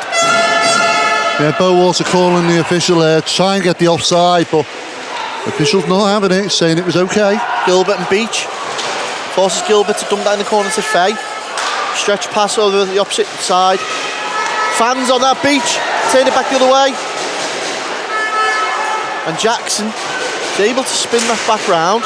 Finds Bullock. Uses his skates. Takes it on. Takes a shot. Goes wide. Final 10 seconds of the penalty. And it's getting physical. Well, there's Hager. And Puck seemed to slow down there. Yeah, a big puddle of water by the look of it. Yeah, Robinson's back on full strength, back to 5-on-5. And I think we're going to see some real action now. Robinson puts himself straight back into the play. They've just got to be careful, the Jets, that they don't put their players on the penalty bench. Beach takes it in, takes a shot alone. High and wide. And now, Colby pushed down by the Wild, and they're going to call the ice in there as Bowater's got his hand in the air. So we're going to take that back up to the Widnes zone. 17:35 remaining in this game. For me, Ben, I think the Jets have got to start looking to play like they did yesterday against Telford, where precise, tape-to-tape passing, get the puck into the areas they need to be. But the Wild are doing a great job of crowding them out. Beddoes and Brittle on the draw win there. Great win for Brittle. Put back in once more by Taylor. Jackson tries to use the man to clear the zone and does so. Quick feet from Brittle's allowed them inside. Loses the puck there and allows Beddoes just to pick that up. Gieber in the corner. Tied up with Brittle and Hadjek. Widnes will not mind running this clock out. There's Forsters over there. Barron manages to find Hadjek, who finds Brittle. And Hadjek in the corner. Fighting away, trying to get that puck out front. Finds Hadjek. Lets it go behind him. And Robinson puts that into the opposite corner, chased down by Forster is Jordan. But the Wild, as you already said, Gary, just seems to be comfortably knocking that puck around. They've let the Jets back in though. To be dispossessed. They've got to be careful, because the Jets can punish you if they get the opportunity and they don't really want to let them back in. Barron loses the puck out there. Dumped back in by Robinson. Cobley holds that puck up, allows his line change. 4 minutes gone of this final period. In again from Foreman. And Cobley trying to get the redirect. Hackford's brought down. Cheer from the black and gold section of support as the Jets still in the Wild zone cycling this puck round, and they are fighting for the puck. Foreman keeps that alive, manages to find Ward. Ward tries to knock around to Cobley, but Offord's in there first. Can't reel it in. Keeping it alive just. And Hackford. Miscommunication allows Jordan to jump on that. Tries to play it off the board, but Ward's there. Cooper gets around Simpson and away. It's a 2-on-1. Gets it across to G. G couldn't get his stick down in time. Back to Mauer. Mauer. Good effort from Cooper. Brace Girdle keeps the play alive. It's back in once more. Bowater sees that lead. Simpson clears it away. Big hit on the boards there. It's going to be an icing call.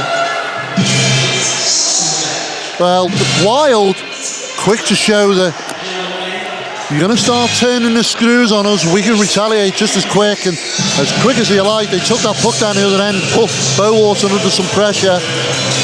Face off to the right of Bowater, Gilbert and Beach. Beach tries to saucer pass that high. It's pulled down. Beach now finds Hackford. Little bit of playing around with the lines now from Hull.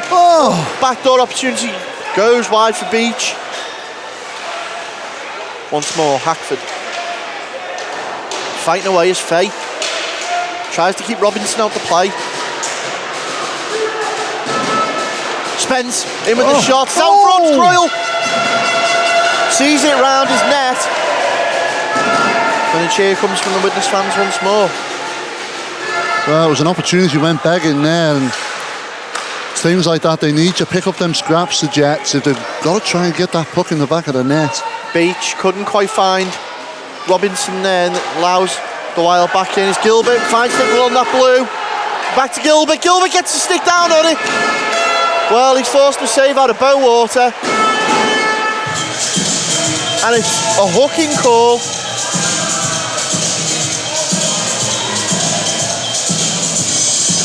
Well, the official there has made the signal. It's a hooking call on Spence. Well, he spent some time today. See what I said there? I said spent some time in the penalty box in this game. Face off to the right of Bowater. And again, the Jets are down to 4 players. And they're doing themselves no favours here. Offered, finds Jordan the blue. Widnes just working that puck around well, but a little bit too much. Forces themselves out the zone there, Offered. Retreats. Tries to pull Forster Beddoes. Oh! Forster's in, takes a shot! Off Croyle's shoulder. And it's a slashing call. Well, this just might have evened things up. And it looks like it's a captain Offord go in the box. So Simon Offord assessed 2 minutes for slashing, and no sooner with the on-the-man advantage, it's now 4-on-4.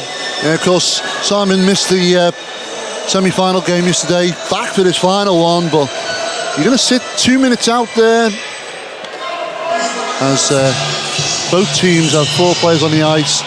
It's still 5-1 in favour of the Widnes Wild. So there'll be 28-second advantage to Hull when the trapdoors open once more. 13:23 remaining in the period. And the puck's played all the way down. Icing call, and it's given. So we're going back down the Wild zone. And the pace of the game, Gary, just not quite as energetic as maybe some people would have expected. I kind of get the impression that the Wild are just going to soak up a bit of pressure from the Jets and see the clock out. They've got enough of a lead. Robinson takes the shot from the face-off, and it's clipped off a stick and gone into the roof, so we're going to get ourselves another face-off. Right-hand side of Croyle. Ward in the face-off there with Brittle. It's a Wild draw win as they try and clear the zone. It's only gone as far as neutral ice with Taylor. Taylor's fed it in for Cobley as he skates that round. Robinson. Quick pass, trying to find Taylor. And Hadjek will lap them up all day. And that's been the undoing and the downfall, Gary, of the Jets, to be fair. It's the little silly passes that have gone astray that the likes of Hadjek and Gilbert and that have jumped on. Yeah, they're like little Yorkshire Terriers. They just jump onto anything that's loose. They like to play with that puck, and if it's handed to them, they'll take it. And it's shutting down any kind of playbook formation that the Jets have got in mind, because it's nothing's working for them at the moment. Face-off win for Haggard and the Jets as they now move forward with Beach in the left wing. Put that across the face of Peyton Croyle. No traffic in front, able just to calmly tap that out as Gilbert's gone the other way, chased down by Robinson. He's held up enough, looking for Dimnall on the back door, but it's gone too close to Bowater. He's able to turn that out and picked up with the Jets once more. Controlled by Robinson behind his own net, finds Beach. Beach, head up. Kemp in front of him. Drops that back for Haggard to clear out the zone. 3 seconds remain on the penalty on Spence. That's now nullified. 5-on-4 power play. Beach takes a shot. Oh, Loose the puck on the boards behind. And the Jets crucially need a goal now to stay in this game. Foreman shot. oh. It's off the leg pads of Coyle, bounced up and back down to a Wild stick as he cleared the zone. And that's going to be that opportunity you've got to squander. Yeah, Wild did the right thing. Get the puck up the ice, get it out the way. Back to 5-on-5. Now Beddoes, right out in front of the Widnes bench. Giebert dumps it into the opposite corner with Beach chasing down, but Faye's there first. Faye to Giebert. Hacks away at that. It's a 3-on-1. Brittle, Hadjek and Barron. Like the red arrows, our formation as they come flying into the Jet zone. Now it's still in there, but it's picked up by Beddoes eventually. Uses Giebert to hold up Brittle, give himself some breathing room. And Beach finds Hagger. Hagger tries to go in there, but crucial poke check by Faye. Yeah, he's on his own and you can't expect one guy to do all the work. Beddoes now behind his own net. Puts his blade on that and drives that all the way down to the Widnes zone. Then knocks it around for G. Picked up by Hackford going forward. Kept alive in the zone by Ward. Straight into Croyle's glove. We're going to ourselves a face-off now in the Wild zone. Well, the Wild crowd, quite happy. They're beating away on the drum. They're happy because they can see their team with a 4-goal lead halfway in this third period. As we get back underway from our face-off win, Wild drive the puck all the way down to the Jet zone once more. Hughes picks that up at the point, keeps the play alive. Swings at that. Jay, if he'd have had his stick on the ice, had an opportunity for a redirect. And Kemp just gingerly chips that in once more. Pressured Simpson by Cooper. And now the Jets try and break forward with Hackford. Hackford lays it on for Cobley, takes a shot with the vision impaired of Croyle, but he's seen it and knocked it to one side. And now the Wild just holding the puck up on the boards, chewing that clock up. Opposite corner now is Ward and Hughes hold it up. Puck's popped out. Anson forced back to get that. So far in this first half of this third period, and a lot of time and possession spent in this Widnes end of the rink, but nothing to show for it so far from the Jets. Forster intercepted, puck cleared down by the Wild defenseman. And now Spence chooses to go to his D-man. Quick pass. Robinson knocks it on for Beddoes. Beddoes skated in, takes a shot. Croyle's got that sealed out. Dishes that straight back out, but it's only to Spence. Takes a second shot, looking for the redirect. Was Beddoes. He puts it down on the ice, but it's bounced wide. And now the Jets creating opportunities, but is it too little too late? Big hit on Jackson as he chases that puck down. Foreman's going to be there. Knocks it back the opposite way, picked up by Dittnell. Dittnell tries to find a backdoor opportunity. All stolen. And now Beddoes, he's got support Kieran Robinson. Forster takes the shot. Oh, and it's so close. Kieran Robinson now behind the net with Jackson. Good effort. Croyle seemed as he had it covered though. And now Robinson slides that forward for Hagger. Beach takes a shot. Oh, straight down Croyle's chest. And that sealed that up. Well, there's a great bit of momentum there by the Jets. Yeah, the Wild can take a little bit of a breather now because they've been on the receiving end of a lot of pressure from the Jets. Face-off win there by the Wild. Only kept in at the point by Taylor. Once again, Giebert unable to keep the play alive. Jets forced out the zone. Taylor back. Elects to put the puck forward for Haggard to chase down. Picked off by Brittle. Uses the boards, tries to find Hadjek in the opposite corner. Hadjek. Can't control his beach, finds Robinson. Jay Robinson of the Jets. Still drives it into the corner, but it's intercepted once more in the Wild. Clear that out. Hadjek gets his legs pumping, but Taylor's beating him out on that one.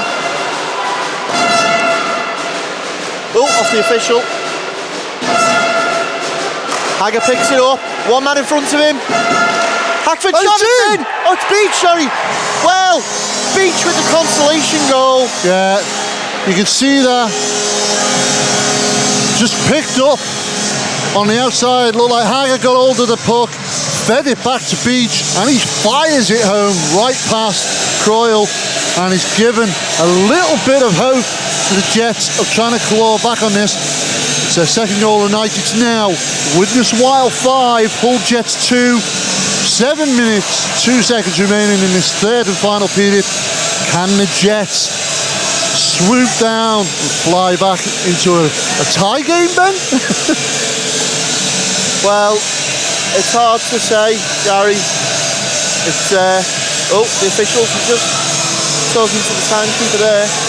But it's I said it yesterday, and I'll say it again today. They're climbing up a hill, but the hill's getting more vertical by every second that ticks off that clock. Yeah, you're right, and time is against them. As Mauer drops that puck on, but it's intercepted by the Jets players. Once more, Spence shut out by Mauer, who's lost his equipment, and Cobley knocks it forward for Hackford. Hackford takes a shot early, spilled back out by Croyle. Still, once more, it's in! Oh my goodness! Well, it's only a 2-goal game. And that's Dan Spence with the goal. Well, he's cheering those travelling supporters from Hull. They're cheering, they're happy now because their team have just got another one back. It's a 2-goal game, and we've still got 6 minutes 32 to play. Could we see a comeback on the cards, Ben? There's been a timeout called by the Wild.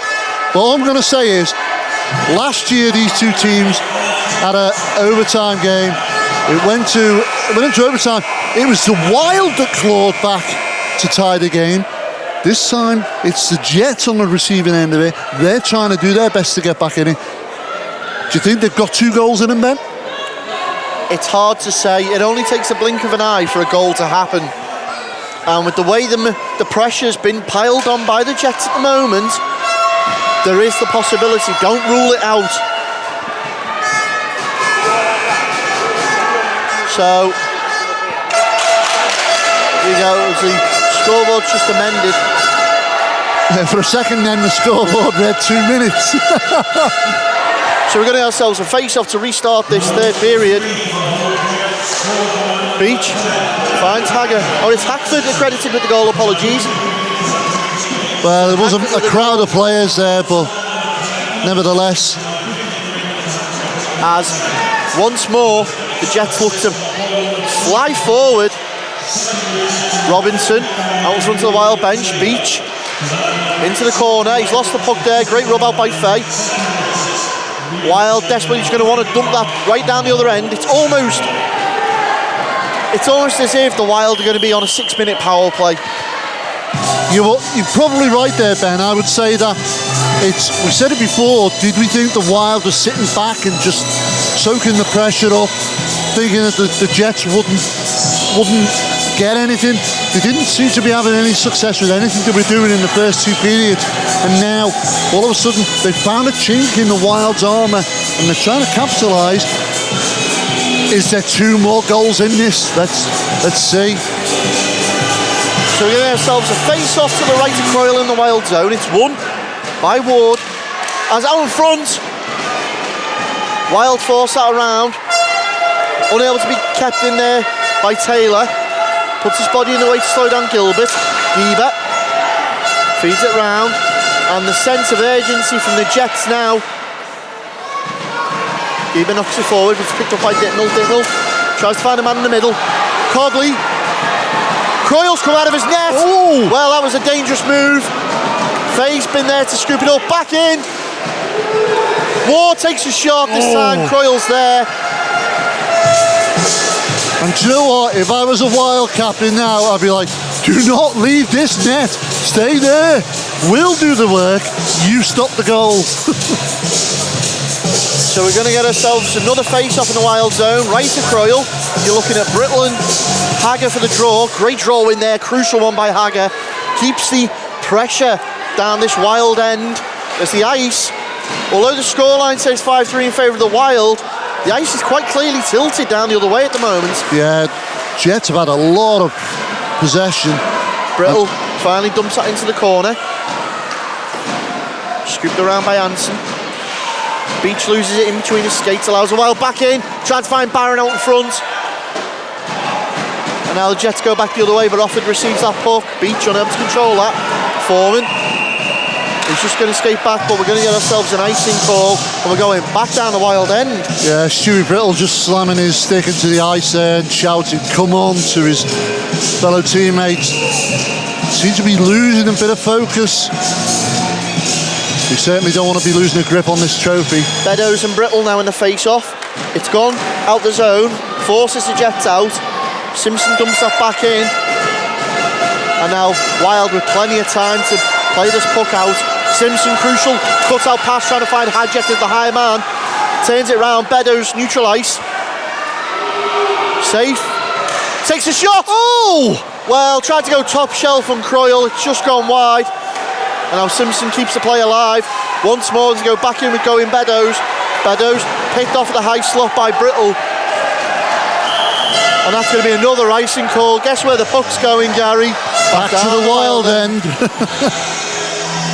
Absolutely textbook play from the Jets at the moment, keeping the pressure on. Well, as it stands at the moment, 4 minutes 11 seconds remaining in this third and final period, and the Wild have one hand on the trophy.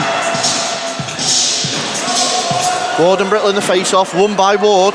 Jets again, taking shots at Croyle. Big swing, and we found Hadjek this time. Immediately tried to cut back into the slot for Brittle, but the Jets read that. Giebers found Hackford. Big stretch pass up inside Ward centre ice. Knocked on for Cobley. Cobley gets round. Fay puts it in the slot. Oh! Once more, Cobley. Back to Robinson. Back to Cobley behind the Wild net. That puck's bouncing round. Gieber puts it in once more. It's off a player. Back out into the corner. Ward uses the board, puts it in, but it's going to be Jackson there first. Gets a stick all over it and finally clears it out the zone. Gieber neutralised, takes the shot himself. Runs high off the plexi, still in play. There's a quick line change. Hagger for the Jets. has pinched that. Spins. Oh! Well, good effort from Hagger there. Back in from Robinson once more. Back sticks it through the skates. Beach puts it back in for Robinson in the corner. Jets piling everything now. It's going to be Fay behind his own net, trying to find some space. Taylor is going to pick that up, try and draw the Wild team out. Great pressure on from Bullock. Hagger lets that run. Robinson's over there, regains possession.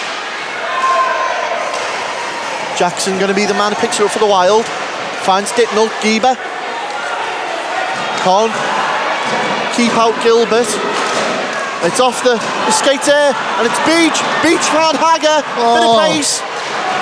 Just too much. And clever little knockback into the Wild zone there to take the sting out of that. Bowater out of his net. 2 minutes 16 remain in the game. Noise from the Wild ones. Ever increasing.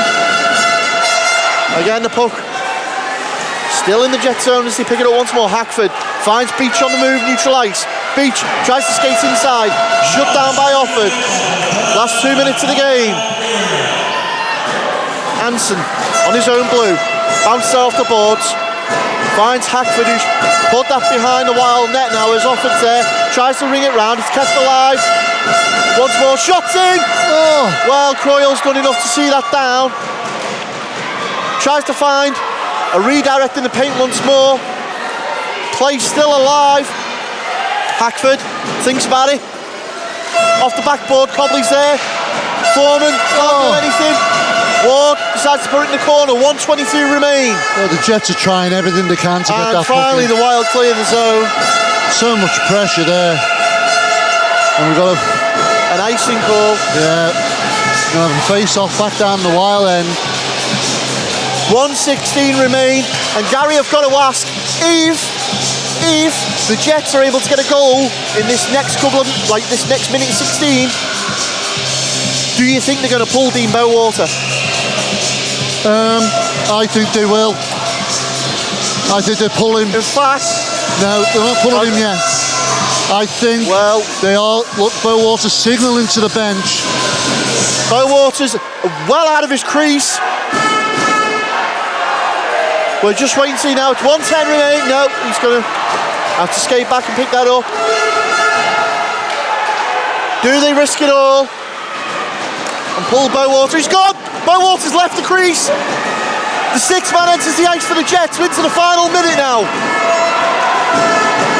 Offord holds that puck on the board. Robinson, far side, puts it back in the mix. Oh, and here we go. And it's Gibson, he's found Hadjack. He's all alone. There it is. Match championship Wild. Well, It's all over. that's the risk you take. Pulling your netminder in desperation to try and get that goal back to give yourself a chance. And the Wild capitalise, get the puck. Hadjack picks up the puck and sends it into the back of the net and secures, almost certainly, a double for the Widnes Wild. Well, we've got 40 seconds left of the game, Gary. And I think it's pretty fair to say that we are looking at the 2019 Laidler playoff champions in the form of the Widnes Wild. Yeah, retaining the title is a great effort. They've won the league. Now the playoffs, they'd be happy with the double. Oh, and frustration's just boiling over. Oh, And Kemp immediately taken out of the mix by Robinson. come on, guys. I think it's job's done. Yeah, you don't want to end this ugly. So there's going to be a face-off. Well, them Wild fans are really Oh, we got a call. happy. Is it Ollie Barron going to the bench? So Barron's going to win the title in the box. That's holding call. But he won't mind. Puck out once more. Oh, and it's sailing well past as we're going down to the last 10 seconds now. And the Wild fans clambering up behind the bench of the Wild team because they know 2-1. There's your buzzer. And there's your champions.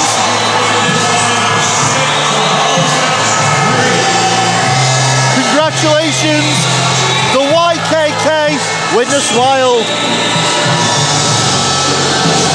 well, you can't take it away from the whole Jets. They certainly tried their best towards the end of that third period to come back into this, but it was too little, too late. A risky attempt, pulling your netminder in a rash effort to try and get back in, and the Wild steal a goal, an easy one for Hadjack, the easiest he'll ever get, but it seals the win here for the Wild, 6-3 in this final game, and you can see what it means to those guys. They played a great season,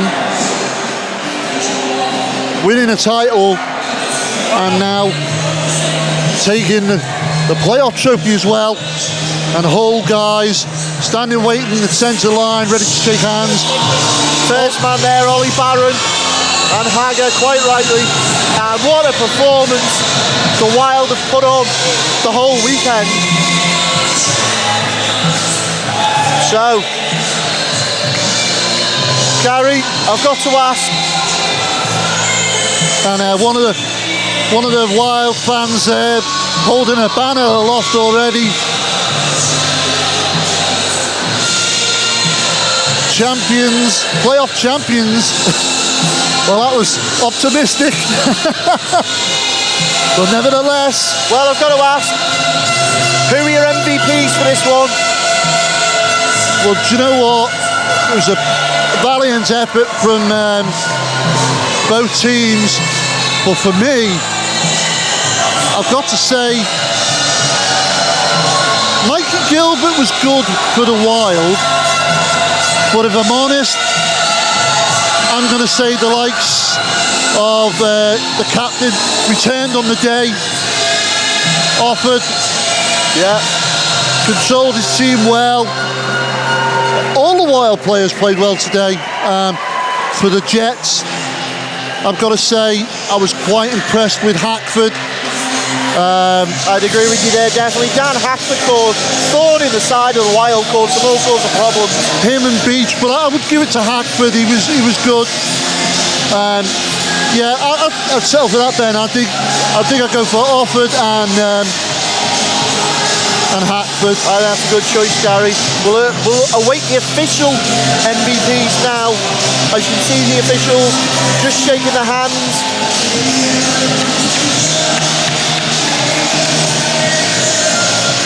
Of the players there. Good sportsmanship. Whether you win or lose, at the end of the day, you can't do it without the officials. But you can already tell the party's going to go on long into the night here in Widnes. So a dejected Hull Jets, again, on the receiving end of a defeat at the hands of the Widnes Wild. And what can I say, Ben? This team Widnes have built, they've done an exceptional job for 2 seasons now. A fairly young team in age, and they're putting a product together, a program that seems to be working. Very much so. I think it's a testament to the strength and depth that they have. I mean, let's just have a quick review there of the score sheet from tonight's game. You've got Jackson, you've got Hadja, Jordan, you've got Barron, Bullock, and then Hadja again at the end. Yeah. I mean, that is at least a guy from each of the lines scoring. So it shows they've got the ability. As the game day officials here just quite rightly making announcements, acknowledgements of the fans and the teams.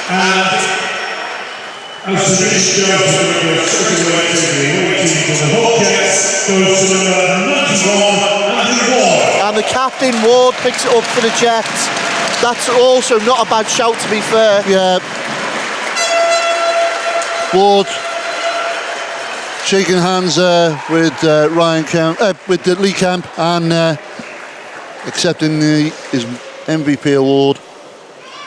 Well, I think there's some well-earned beverages that shall be enjoyed. And for Widnes Wild, it goes to number 7, Ollie Barron. Ollie Barron. Well, what can I say? Ollie will never turn down a good trophy. Well, he's got 2 now. And that's much of the enjoyment of the Golden Black contingency. Yeah, they'll get saved for later in the dressing room along with the champagne, no doubt. But it's been a great day of hockey. It's been a great weekend of hockey, Gary. Yeah, I think it's been a great advert for the game as well. Well, we've covered the Ladle Conference this season on Drop the Puck, and we've seen some really, really good games. We've seen a massive change and shift in the power of the old brigade, like the likes of the Dragons and teams like that were always up towards the top of the Ladle Conference.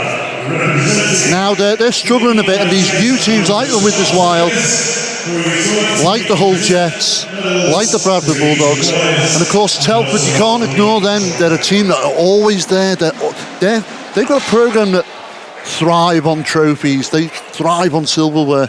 And of course, they've, again, for a second year, they fell short here. Very much so. I mean, you're quite right. The Ladler, we've said it from day one, Gary, the Ladler is a hotbed of hockey. And just have to obviously make our viewers aware that this year there is no promotion for the teams, so you will see the Widnes Wild again. Hopefully, yeah. Hopefully again next year in the Ladler, alongside the Hull Jets. As the Hull Jets now receiving their medals.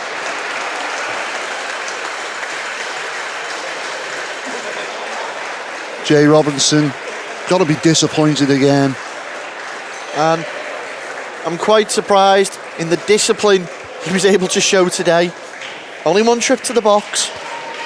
But as I said, historically on the head-to-head between these two teams, Hull were really, really well-disciplined team in against the Wild. But tonight, a couple of penalties this time. I think it was more so for the Jets than the Wild. But nevertheless, I think the Wild had done the damage in the first two periods. A game plan clearly set out by the Wild and head coach Mark Gillingham, and stuck to, I might add as well. They saw it through. And now Bedo stepping up to get his medal, and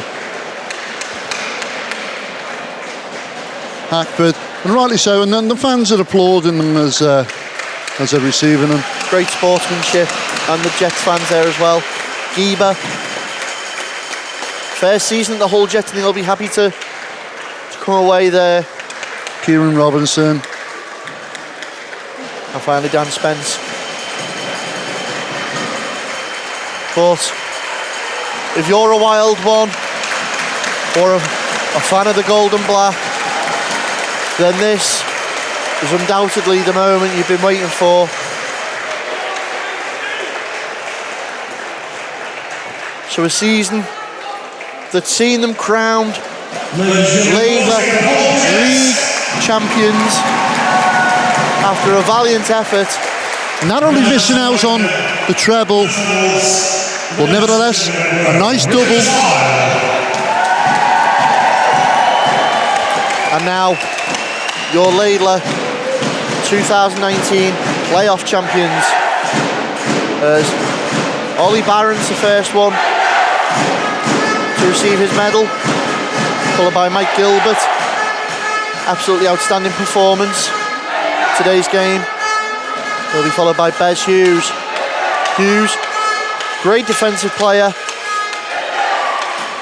And our backup netminder Sprakes out of his buggy.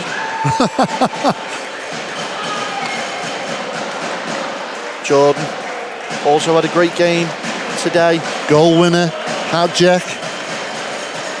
Big smile on his face. Great day for him. And he stepped into those shoes of Manning really, really well. Good move from an acquisition from Altrincham, of course. Yeah, no, I can pretty much assure you that Altrincham have taken a lot out of this season, building blocks. Obviously, they lost Bolwell as well, but she only cemented her place really at Blackburn and gave them strength. And it caused ripples throughout the league as teams that thought they had the handle on each other lost, results in pinched points. Armstrong just pretending to throw his medal into the crowd there as Faye picks his up as well. Croyle accepting his. Absolutely cracking game today from Matt Croyle. Late in that third, saw a lot of pressure, stood firm. Stewie Brittle and Cooper. Of course, Wilson Owen, backup netminder. Great team to be at to get experience. Sean Dipnell, old fan favourite. There's Bullock picking his up now. And Kemp.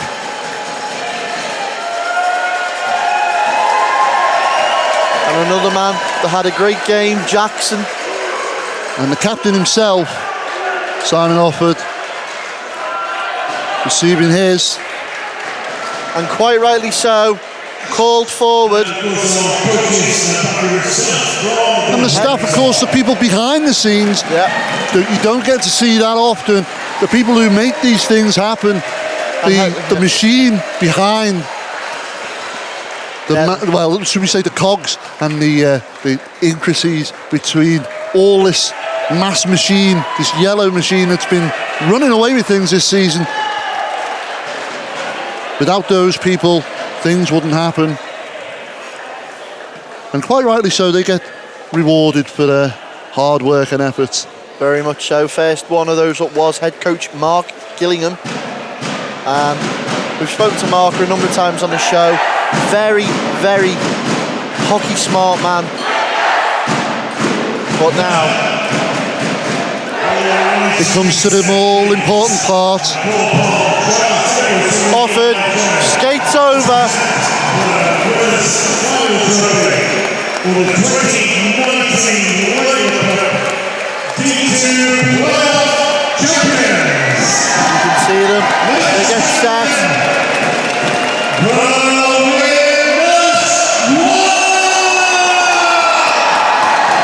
And there they are. Back-to-back championships. Double winning playoff Widnes Wild.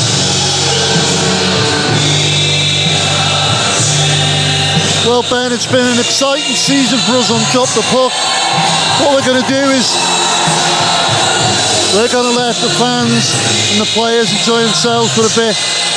Well, we're going to have a quick break and scooch back to the studio, get some interviews with some of the players, get a bit of feeling of what it's been like in this final. Join us after this short break.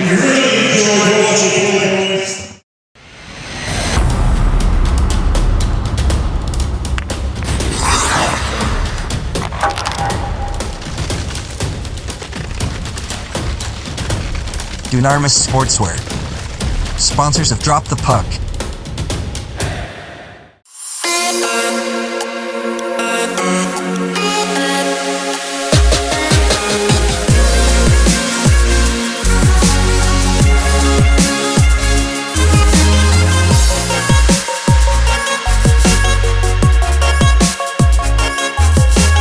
Brakes and Sons sponsor the playoffs on Drop the Puck.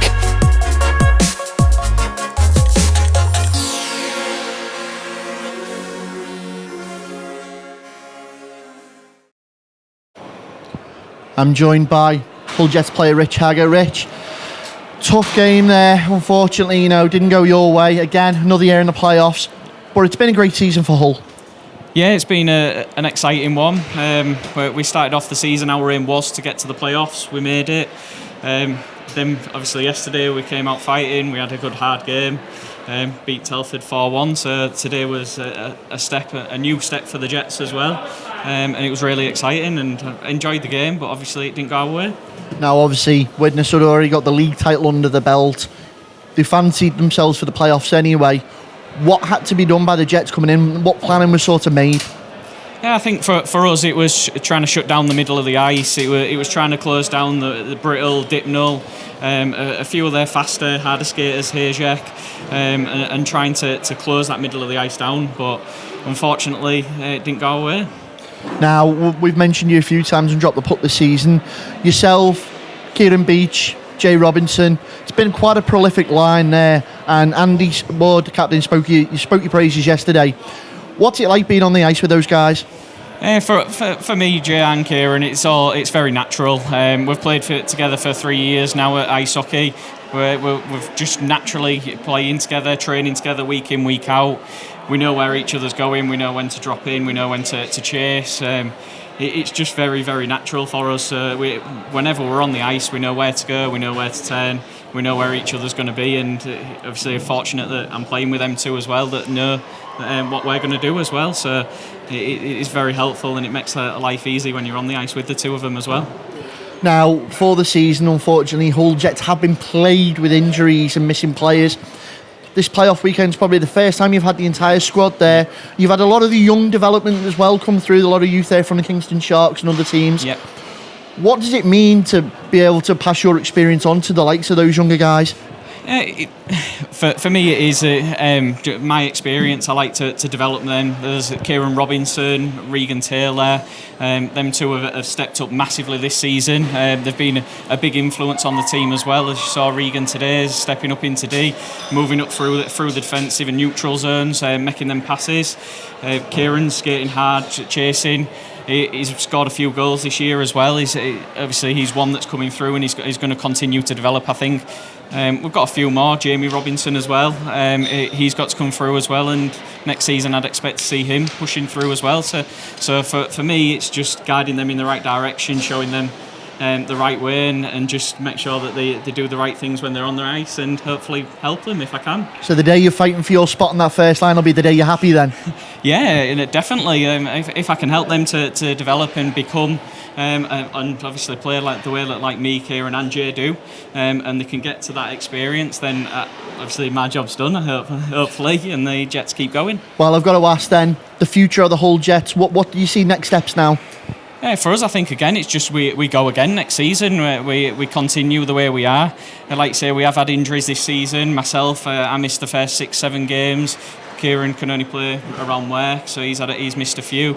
Jay's been in and out with a few injuries as well, and we've had the likes of Wardy and Cobley. A few of them have had niggles throughout the season, and I think for us next season, it's just we go again, and we'd bring them younger players through. Hopefully we'll keep a lot of the team together. I'd like to see it again, so we can make hopefully the final again, and we can take it one step further, and we can actually have the win this time. Well, Rich, I'd like to wish you best of luck for the future and the whole Jets. Thank you for an awesome weekend of hockey, and all the best. Thank you very much, and thank you for having me. I'm now joined by your 2019 Ladler playoff champion and league champions selection of the Widnes Wild. Captain Simon Offord, goal scorer Mike Gilbert, got obviously Ollie Barron as well, and the meme machine himself, Lee Kemp. Guys, all we can say on behalf of Drop the Puck is well done, congratulations, because it's been hard earned. Yeah, thanks. How do you feel the season's gone? Yeah, it's been an interesting season, to be honest. I think when we started, we had a couple of shaky results. I think we lost to Telford and Hull, and then something sort of clicked and we went 17 unbeaten.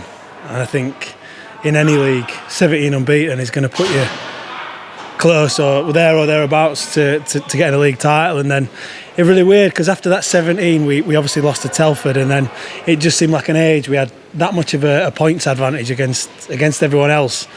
But I don't know if it's where the fixtures fell. It just seemed like we were ages sort of clinching that league title. And then obviously when we clinched it, we had a few games where we could have sort of took us foot off gas a bit and eased off. But I think in general we did what we had to do, and then we knew last weekend we're going to be a big test against Slough. They were really good. There's no denying that, and the best team on that day won. But I think coming into this weekend, we've won it twice in a row, so we knew what we wanted to do, and we've done it. But I feel like a bit of a fraud a little bit, because I've only played today, so these guys have put 120 minutes in, so credit to them as well. Now, obviously, we've already mentioned it in the show a number of times, but one of the credits to Widnes this season has been the depth and strength as it's run through. Obviously, that second line has produced almost as many goals as the first line. Mikey, you're on that second line. What's it been like to skate out there? Yeah, it's been really good. Second line's been gelling quite well. I've been on and off it, but been gelling really well. Lots of goals come in. First line have been doing a really good job as well, so there's been a lot of depth really. And a couple of times we've seen you in this playoff, and especially throughout the season, you've got some pace on you as well, and you do like to really test the defensive men when you get going. Yeah, I think because I'm so light, I can get quite a lot of speed up. So it does give me a bit of an hand. But today and yesterday, I've had a bit of a bad knee, but we've still played. Ollie, we've spoken to you a number of times this season. What's it mean to return, obviously, have the playoffs first and foremost back here at Widnes, and then to go on and do it for a third time? It's a massive achievement. I think to win it once is enough, but we've done it 3 years on bounce, and that shows how we've continued to build each year. I think this year's been more special, though, obviously winning that first ever league title for Widnes, because let's not remember 3 years ago, Widnes, never won a trophy, and 3 years down the line we've won 4. So really come together and shown us depth and quality, and we deserve it as well. We've worked hard for it, and you can see every week when you guys come here and as fans are packed out, it's a real family environment club, and it's just a big achievement to win 2 this year. Now, we can't obviously talk to yourself without mentioning that first line. Mikey's quite already said it yourself, Stu and Jakob. That's been quite prolific. How have you found it on the ice out there this season? Well, Jakob brings some pace, so for me at 30 years old and 31, I can just chuck it over to Jakob and he can do his Linford Krisky ice skating, if you like. It's been good. I think, obviously, I think I said it before, and we lost Nick, and he were a big hole to fit, and Jakob were even number 1 target, really. He played really well against us every time we played Altrincham, and to get him over here has been a massive player for us, especially early part of the season when we were missing a few for various reasons. He really stepped up, scored some massive goals. And he's continued to do that. He's got 2 again tonight in a playoff final, so he's been a big part of this team. And Lee, obviously, we've talked to the forwards, but there's no good scoring all the goals unless you want to stop them going in as well. You played a major part in that this season, the defence, yourself, Si, the likes of Tom Jackson, that as well.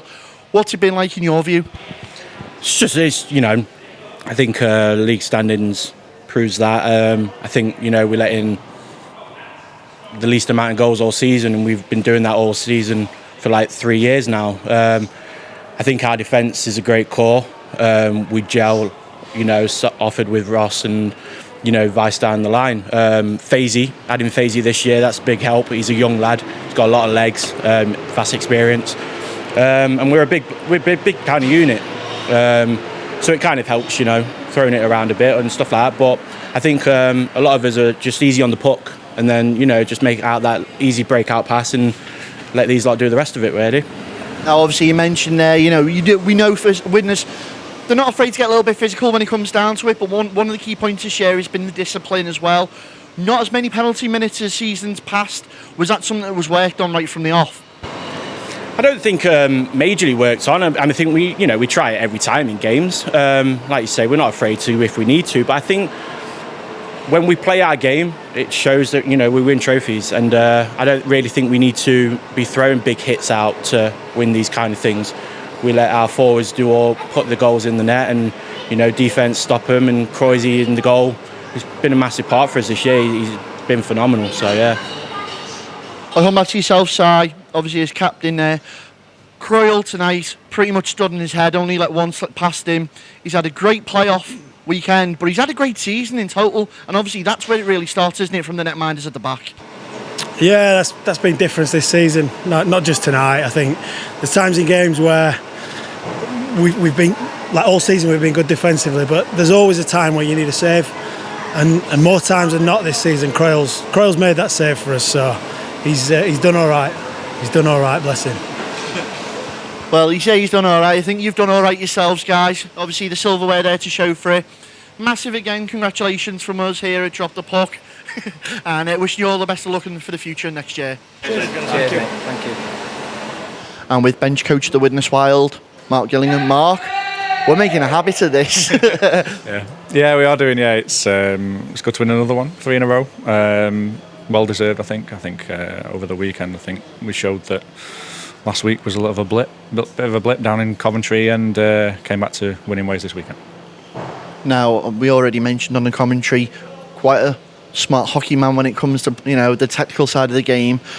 We mentioned that the Jets had just as, like a technical player, physical player and a speedy player, a bit more like your first line. How did that play out in the planning? Well, we didn't really... Initially, we were just looking to do a bit of line matching and see where it went, but Hull tried to change things up a little bit, which we did last year in the playoffs. So our line matching changed a little bit during the course of the game, and we ended up matching our second against their first for a lot of the first period, and it seemed to work for us.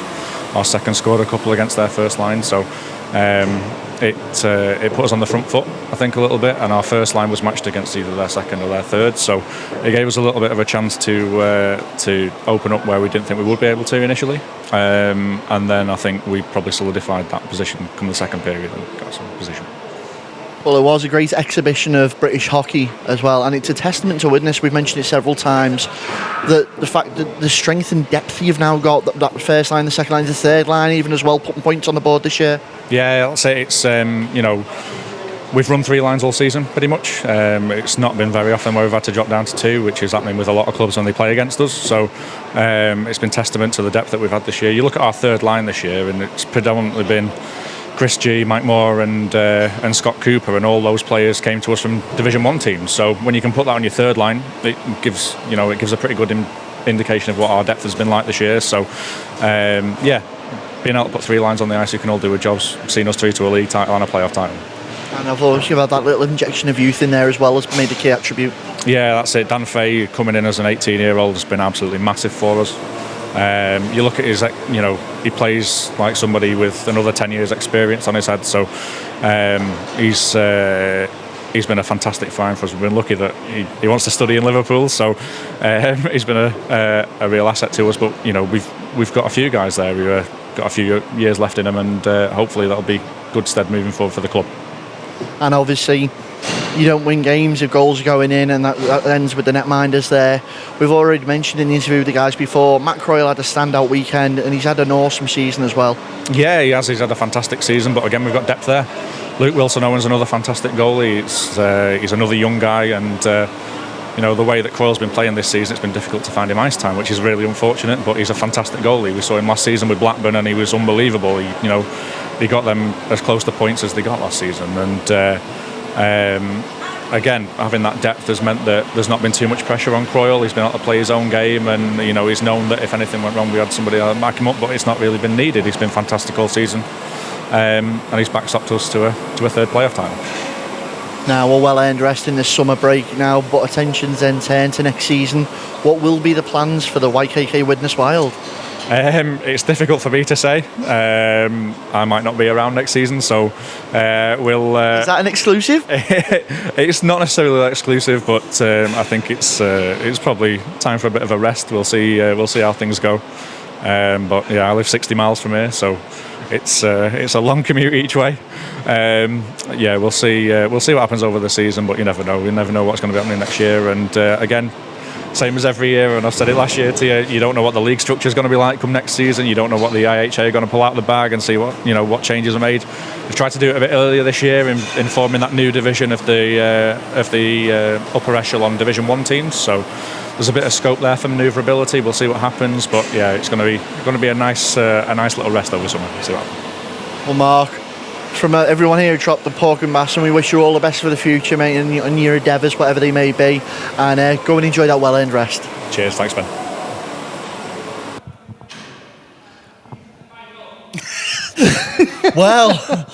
Well, I said it to Mark already, but we're making a little bit of a habit of this, Gary. Well, pictures like this behind us are becoming familiar scenes here at Widnes, because 3 times, and you got to take your hat off to them. I think we saw it again today, what we saw in the semi-final against Bradford. They got that lead, and they took the foot off the pedal. I think I mentioned it in the very beginning of the show. The dangerous part about Widnes was the momentum they'd carried throughout that season. And they had a little bit of a slip against Bradford early on in them first 2 periods, but again, I think that was down to complacency, which we spoke about so much this season. And then all of a sudden, they awoke the sleeping giant that was the Widnes Wild, and they've carried that momentum on through to today. Again, quick lucky goals from the Hull Jets to get them back in it, but then they ran the risk of pulling the netminder, and they were caught short for it. But for so long in that game, Ben, for me, I was a bit disappointed with Hull, because I thought they looked so far out of it, and they tried, and there was every key they tried to unlock that Widnes door wasn't happening, and then suddenly 1 goal in, and then you just couldn't stop it. And for one point, I thought we were going to see a comeback and possibly overtime. Yeah, I think it was a quick sucker punch that took the wind out the sails of Widnes there. But credit to Matt Croyle and the lads in defence there. They got their heads back together, and after a good spell of pressure, they saw the puck back down the other end, straight back into the Hull zone, and then Bowalter came under pressure again once more. But obviously, Hull fancied their chances there right towards the end, and then thought, throw caution to the wind. We need to get a point. And I think they'd left it a little bit late to try and claw back that fourth goal. But of course, they left themselves wide open. Once Bowater went off, they got that extra man on the ice. You know damn well that when Widnes get that puck, it's going to go up the other end. Well, you know, it was the Jets' turn yesterday against Telford. Widnes' turn today, and, you know, good shot from Hadjek there. But it was one of them games, you know, on paper, we've said it all weekend. You can't really script the playoffs, you know. Anything could happen. But that's actually what's happened. You could have scripted it because it's all gone to the paper favourites. It has, and I must say, I thought it was going to be difficult to top the weekend that we had last year here at Widnes. But again, it's been an exceptional weekend. We've seen some great hockey, seen some great skills by some great players, fan support. But of course, none of this would have been possible without the support of the fans and support of the viewers at home, watching games like this, because when it comes to pinnacle finals and playoffs and stuff like that, there's a lot at stake, but it's rallying around, giving your teammates, giving your fans the support, and you can't take it away. The Widnes fans have got a lot to cheer about lately. Their programme seems to be working. Yeah, you know, we mentioned it a number of times, and, you know, other teams have mentioned it. The noise when you come to the Planet Ice Widnes, because of the way it's situated, you know, the fans are pretty much on top of the pad. It gets noisy, and it could have just as easily been very quiet, you know, and the lads could just go out there and escape to an empty stadium, but they don't. You know, the rink's packed out, the fans are in full voice, and often they are that extra man on the ice. But obviously it's not just the wild ones as well, you know, a credit to the likes of Telford that rolled up with a decent contingency as well. We've had the Hull fans this weekend. I've got to say, you know, it's been a great showcase of British hockey this weekend. Well, we've covered some great games over this season on Drop the Puck, and it's been a pleasure bringing these games to you. It wouldn't have been possible, of course, without the help of our crew behind the scenes, the cameramen, the sound guys, obviously the production crew and the editors and stuff like that, to bring these episodes and to you on YouTube and that. And you can follow us on our YouTube channel and Facebook and Twitter and all the other things you can catch us on. If you follow us, get on YouTube, give us a like, subscribe, you'll get updates of when things come on. But that's the end of the season for us. I'm looking forward to a nice long summer of off-season. Really? Okay. Keep wishing. But with that, it's time to say goodbye to the season. Goodbye to the Planet Ice Widnes. Thanks to all the staff who've been great for us here as well this weekend. And hopefully we'll catch you in the new season, 2019 and 20, because we love ice hockey, because we're Drop the Puck.